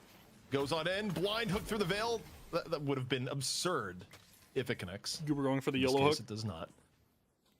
Buffs in 10, gonna go 1-1 again. Buffs been pretty even back this game. up in 5 seconds. As I mean, melee creeps post pick, they've been doing what you kind of want to do here. Lomain really needs to not die get here, bro. aggressive. Lomain, You look please, for extra don't picks, and they fucking still got one more attempt in them. This Lomain, time, please. Lomain on the Lomain, menu. your whole Hook being team reserved. is not here. Just a Lomain, moment. please. Patience. Waits. Hook. I don't know why Goober didn't Wait a little bit too long, and now from the flank comes Poppers on the Apollo. Lomain got out somehow. Over and Good in. shit. Riposte on to I guess Birdie. the homies pulled up. Dude, they're There's chasing the farm Lomain to the Apollo end of the here. earth. Dude, See how much OCs is now. fucking It's actually tilt Apollo chasing this under guy, by the way. elsewhere. OC's Dude, still OCs, Lomain. why did you go Lomain this living on deep, a man? win and a prayer. Bro, why? Desperately hoping for support and gets the support. Need the What push. the fuck was OC's off. that? Lomain effective as bait. Yeah, it seems to work out. Bro, he chased him all the way to the locker, bro. He was like, no way this Abrams gets away from me. No fucking way. We're starting to see guys coming online here. Average getting so a couple funny. kills back to back. And now that's the problem. You know, guys Holy activating shit, okay. more into the late game here is going to be a really big issue. Setting it straight. And they lose to the Walker for that. Walker as Okay, well. that was really bad. And they lose That's a Earn. huge pick off there, and suddenly Average is now the most fun Okay, player. And that if you was consider something. where he was in this game, ZP, I think OC's feeling pressure to maybe get something done. I don't know, man. The game's slipping a bit. Like, they're down like 20 plus K You now. stop and think about that sequence. Lomain is super low. The Wow. hook doesn't Okay. connect on him. That was we funny. watched Goober for a while. And then when we get back to Lomain, Lomain is like at 2% HP with OCs and Braden chasing, but buys enough time for support to get there, and OCs and Braden both end up dying instead. What could have been a very quick kill in the Lomain ends up being the great escape. What could have been? And might have just put this beyond reach for melee creeps. Yeah, totally. Goober is just not hitting the hooks right now. He had one good one a and good one to connect, but Lomain will down, bro. escape. It seems though still potentially Goober and looking Sai for having some off days. extra damage and pressure pretty deep there in the mid lane. I mean, last game I Drawing the wasn't really attention bang of on Goober though. Like, Poppers both their coming in with sidelines 3 lost. You players couldn't really find to angles to reclaim roam. some of this mid lane control. At the same time, you got Average who's getting pushed all the This way is back a on the right large side. A few Abrams, players bro. there for Colossus melee plus creeps, so gotta be spear res. careful. Holy fuck, this guy's big. And Average will respect it, Big backs fucking away. boy. Melee creeps looking for a pick here, CP. Melee creeps. Oh, nice Try parry and from keep Sai. things aggressive. All right, Mean, fishing for the though. parry. He's Sai kinda grabs getting one. Good work done. Still under pressure. Flame dash on cooldown. 5 seconds. For now, I feel gonna be a like disengage Popper shouldn't from get baited both by this. I feel like parties. they should just keep the blue push. And you know, you take a look at win conditions here. It is wild to think where Average was versus where Average is now. 32K matching John beat for beat on They keep their farm. Where Giga slot John locked, was bro. way ahead. These next couple earlier in fights the are gonna be game. really hard. And here we go. The replay on how did Lomain live. So look at the map here. Lomain's getting Bro, chased on multiple ends. I don't think this is like a. Oh my god, I didn't see this though. Never mind. What? No Bro, that was a wonder crazy Lomain parry. lived. Put on a clinic Bro, against Braden and Braden. OC's tried to dive him. Holy fuck. Yeah, the parry there. Perfect Put him on the timing highlight that reel. one. Man, parries make a big difference. Holy. Jesus. Okay, well, there's a huge collapse coming in onto the mid lane here from Popper's Pupils. Looking to try to see if they can find a kill. Let's see Watson coming on in. It's hard to catch. John, but there he is. Gets hit by the charge at the last bit look at of the range. the unstopped and in dodge over the top with golem. That was seismic clean slam as to fuck by finish him Lomain, off by the way. with a big melee as well. That And was suddenly really 3 clean. players down on the deck here for melee creeps, and Popper's Pupils are running Game's this. over. They're gonna get Walker. You have mid boss up in 35 seconds. 3 mid boss, 2 death We for are on the 50. verge of our first You 2-0 fucking in North mean. America that we've had in over a month Yeah, and we a haven't half had a for the biggest quick prize 2-0 of in a all while, time. bro. The energy for Popper's Pupils, who have looked nothing but dominant all All right, put in the day notebook. long. It has to Saya be and off the Furnace, charts right now no. in their voice chat. No. Right beside Satan Furnace. Yeah, Looking no. very problematic here for OCs. Oh man, the damage. I don't is even really know that, like, I feel like ridiculous. Simon There's a was just cut playing line bad sight today. though, with multiple sanguines on the I don't even retreat. know if it's But a hero in the thing, like, meantime, Jesus. there's that mid boss, and I mean, what Making on really earth weird do you even decisions. do to try to contest? There's 2 players still dead, and they can't even get to the mid boss. There's players Holy swap intercepting from them. average. Popper's 1 Pupils, HP. they gotta be feeling good right now. They're Popper's not gonna Pupils is stop. really They're gonna good get at the doing this, Raging where they Crystal just zone. They go down 3 and 3 and in just zone position. off when they have advantages. Melee creeps. I think this is actually a way better way to do med. Near When you to have contest. They when get you're up Sai, who's heroes. on the outskirts. 3 Just uncontested like don't even let Raging them do the flip Crystals contest. for Like just fight them. Popper's Pupils. And Dan, we Average are on the is killing verge of a everyone. new champion in one of the most You know what, dominant Average is fashions we've running seen. people As down. Goober just gets hit by the fadeaway barrel as Zeno hops away.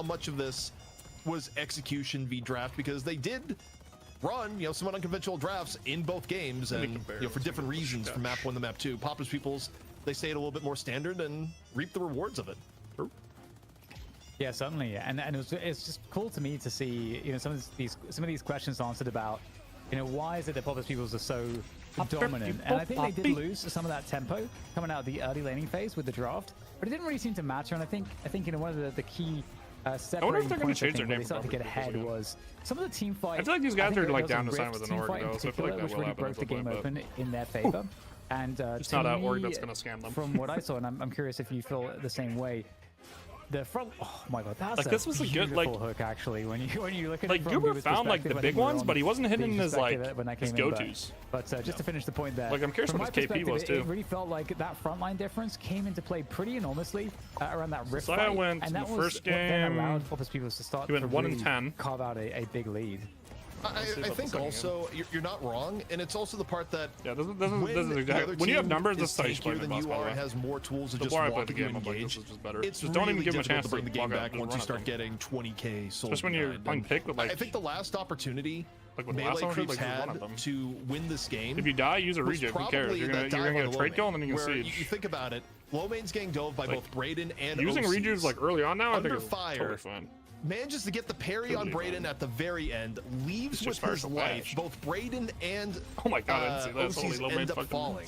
From that point, the lead had changed to about a 20k lead, and there was really very little path for Melee Creeps back in. And the scary thing about this and how this game went down, Melee Creeps even got the Melee Creeps special, which is the mid-boss call that Popper's Pupils didn't see coming. They've pulled that on Popper's Pupils a lot over the last few weeks, but this is the first time that it did not matter because of everything else that was going on in the game. And 21 on the day. And it's interesting to see the stats now because Average had a really rough game. I think it's fair to say. I think it was one of the lowest net worth players in the game, and was able to kind of flip that on its head. This is like the Infernus and Drifter. Trying to compete for the any dot character, okay? That's why I got any dot character. There is so much stat padding that goes on to hero damage with dot impressive, and you can see on the numbers. I think so. Never go into your fucking review with your team being like, I don't know, man. I did like 30k damage though. It's like, yeah, good for you, man. You're also whether it be the challenger match or you're also running it the fuck down at the same time. So they look dominant. I don't want to hear that, bro. This is the North American part of the show I still was doing good damage. It doesn't happen unless Popper's Pupils is playing out of their minds. And I mean, even on the player-to-player comparison, Popper's Pupils got way more out of the holiday pick in map 2 than Melee Creeps got out of it in map 1. Like Birdie's build. Just a magician of conjuring enormous amounts of damage. I don't know about capacitor this game though. I don't know how much you really needed. I think it was also for the same reason as we saw Goober struggle in this game. Kind of getting because when Goober was on the holiday before, he got stuck in that mid lane. And I don't think it's entirely on Goober at all because I haven't played Echo Shard since I got changed on Ivy, so I don't know. I feel like on Ivy it's still fine. Freed up to start to have the opportunities to do your job. I think that was very problematic for Goober, but. In this particular case, great today. Did manage to get like a pretty solid start, like a decent start. He just couldn't get out of these early games, bro. Into that mid lane, and was able to just continue. I don't even think it's a draft thing. I think their drafts were fine. To keep like this draft, you can criticize the order with like going to be. So really, the bot first from Zenith for sure. But Poppers would for sure take the bot for low main. So. Which kind of confirms us talking about. When you think about like the two teams playing today, it's like it's not. As Lomain says, "quote chased me for 40 only 12 seconds KP for and Goober though. Not like so. Again, this is your first pick, so you have to criticize it a little bit harder. Like 12 KP is not going to get it done on your bot. MVP where 9 deaths. Frankly could still only be one person. Not gonna get it done, bro. Not gonna get it done. Across the board, and it's gotta be Lomain. Lomain had a great day. Lomain looked great today. That chase down where Braden gets parried and Lomain walks away the victor. What more can you ask for? I just want to see items today because I want to see how much Wrestle Lock changed. And just great frontline performance where there was no equal on Melee Creeps. No equal, yes, indeed. It's going to be interesting to see in the future night shifts here, if Popper's Peoples are going to create a reign of dominance, because I mean, the showing here was so impressive that it just makes me wonder that. Show me the number. I think this particular performance from Lomain, I think it's again when I started to like see more Lomain, I think from the FPS Lounge performances, I started to just gather more and more respect for him. I think he's one of the players that is also really good to learn from. Low main best player in it. The way that low main plays the game is very, very smart. And low main best in it. The Billy, especially from low main, is low main top 3 world? Low main can play everything, and I think that's what really makes you understand how smart he is at the game. Fucking clean. And it actually is reminiscent to me, ZP, in some senses of Hoot. I don't know that we've seen enough versatility. The more I watch that play, I'm like, what the fuck are we doing, guys? We're just diving at Abrams at Walker. What the fuck are we doing, I think low main is a little bit more narrow and hero focused, which may not even be a player thing. It may just be what is your role on the team. And for low main, obviously, the way I describe low main, most iconic heroes recently, he probably can play everything, right? Well, but I think why Demov can play slightly more stuff than him is like low main needs like Deadlock agency. is not a game of hard roles, but he needs to like be the one to fucking get in there, someone that's going to be start fucking dueling, and then getting your team to follow up. Low main does a phenomenal job. Like I don't know how well low main would do on like traditional create space.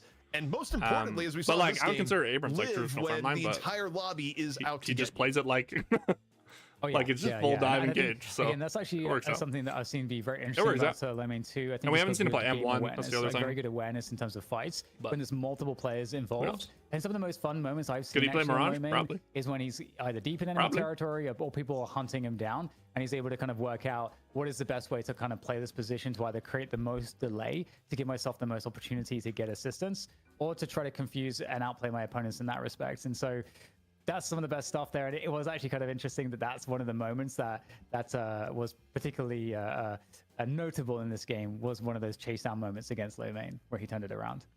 Now, Dan, before we end the show, we have a little bit of housekeeping to go to, not least of which is our hero priority for our 50th show. It's a nice round number. And honestly, I don't think we've ever seen, at least in recent memory, this many heroes with 3 picks and bans. Normally, it's the top bar, Dan, that's the most represented. McGinnis has climbed the mountain. The middle is pretty dense between the 2 regions. Yeah, I don't know what it says exactly. Should McGinnis be pick ban every game? It's like an interesting period of time where everything was kind of like balanced in the ways that you. Because like the way you got to think about this is like, is it like an S tier hero? Incredibly top heavy, and yeah, now the middle has been discovered. And now what we're saying is McGinnis is better than Pocket, which I'm like. I mean, some of it's probably going to be like the fact that Bebop, for example, obviously did this the respect. Has a better lane for sure. Performance there on Bebop. I mean, Bebop can do more. Definitely prioritize a bit more, I think, in EU when it's getting accelerated and used properly. Bans were quite sad to see. Ren bans also like very interesting to see as well. But I think just like the overall this is generally very interesting ZP. I think Pocket's a better side laner because it does show the well, it's weird because they play different roles in side lane in terms of how quickly. Like you saw that game, like McGinnis can anchor itself, like an anchor Walker. McGinnis can just sit Walker and just chill, right? Like I've made a request to production. Can we highlight something in the 0 category?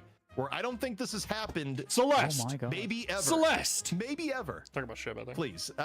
I don't want to say it. If you're watching closely, you might know what I'm getting at here. Shiv, but can we get the double reaction on unpicked on ban Shiv? Yeah, crazy. And that one hero. People are overreacting to Shiv stuff. Shiv is not this bad. This is again. This is like ever. But Shiv pro has player not group been thing. Picked Shiv is not this bad. Banned. It's not this bad. Even when Shiv immediately if we're picking Paradox, if we're picking Victor, if we're playing Dynamo, if we're picking Sinclair. But this is a big if we're picking any of these heroes, you can play Mr. Shiv. You can play Shiv. He's joining his bro. It's just the Kelvin Mullen Curl's the flavor of the month now. I mean, so like people are like, Mo's so fucking broken. Like Mo, I would say Shiv's better. The heights that they had reached together, and now I would easily say that.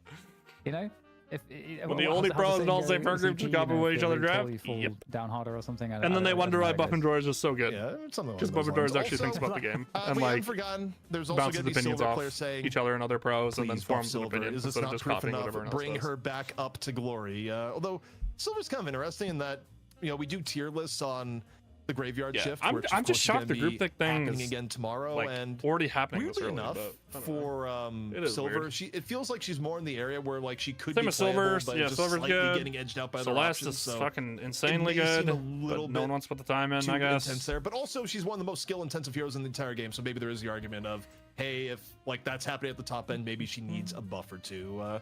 Who knows? I know saying that's controversial. Some people are like, no, keep it in the kennel. Other people say buffer up. Keep looking at like we'll leave chat to decide. But which one? We also got to look at our items here. Where of course last week we Resto saw fell the off of it actually. Interesting resurgence of Resto Still Walk It, which still counterspell actually meta went though down a little bit this week with no other changes. Even with the slight. Oh yeah, two interesting things here. Obviously, you can kind of just see based on the numbers, but monster rounds going up more is interesting because I mean it makes sense because if you're wanting to win a lane and push a lane, you need monster rounds, and I mean that's going to help you do that job enormously. So underrated. Now people are building on Yamato. Lane focus to see that makes a lot of sense. That's going to climb a bit. bit. Reduce is also another fun one. I think that's has been an undervalued item because it kind of reduces, of course, the timing, the time of all the stuns and so on in the game. I think people are just buying raw debuff and not pairing it with weighted shots as much anymore because weighted shots got nerfed. So I think kind of interesting. raw A lot of debuff people, I mean, honestly, even myself thought, oh, maybe Resto Locket's going to get a snap nerf and get obliterated because we were seeing Soccer's more just to do with the heroes that are being picked. But it got toned down a little bit this week. Like now, I kind of look at this and go, maybe it actually is in a good spot. But otherwise, everything here pretty much checks out. I think the one item I will always go to bat for is Counterspell, and that I think it's healthy if Counterspell is a often bought item given what it takes to make the item work. Like, I don't know. I never feel like the game is at a bad spot where you look at the most spot items like, oh yeah, it's Counterspell. That's it. That's it for me. I will be playing Solo Queue this weekend. I don't know how much of Guild Walk I'm gonna watch. I definitely want to watch finals. I definitely want to watch like the top teams play, especially if Ido like announces his new team with like whoever he shows up with. I definitely want to watch that. But for honestly, like the tier 2 teams, like bro, like we used to take scrims off of some of these tier 2 teams. So like I don't know. I don't know how much I'm gonna watch, but we'll see. Thanks for watching today. Thanks for all chatting today. A lot of people swung through today. Fun day of games. Cool builds today. Good to see new stuff. As always, like, you know, you don't need a patch for things to change. Like we've seen this in Deadlock quite a bit. Like things come and go. I don't think people are very good at actually like measuring what is good and what is bad yet. So cool to see the beginners climbing. Cool to see people understand Calico's really broken now. Calico getting 1-2'd I think makes a lot of sense. Calico's really strong right now. But that's it for me. And I will see you guys most likely Friday. I think I'll stream Friday. I might stream tomorrow, but I might just do editing and stuff tomorrow. I don't know yet. But anyways, thanks for watching. Have a good night, everyone. Peace, peace, peace, peace, peace.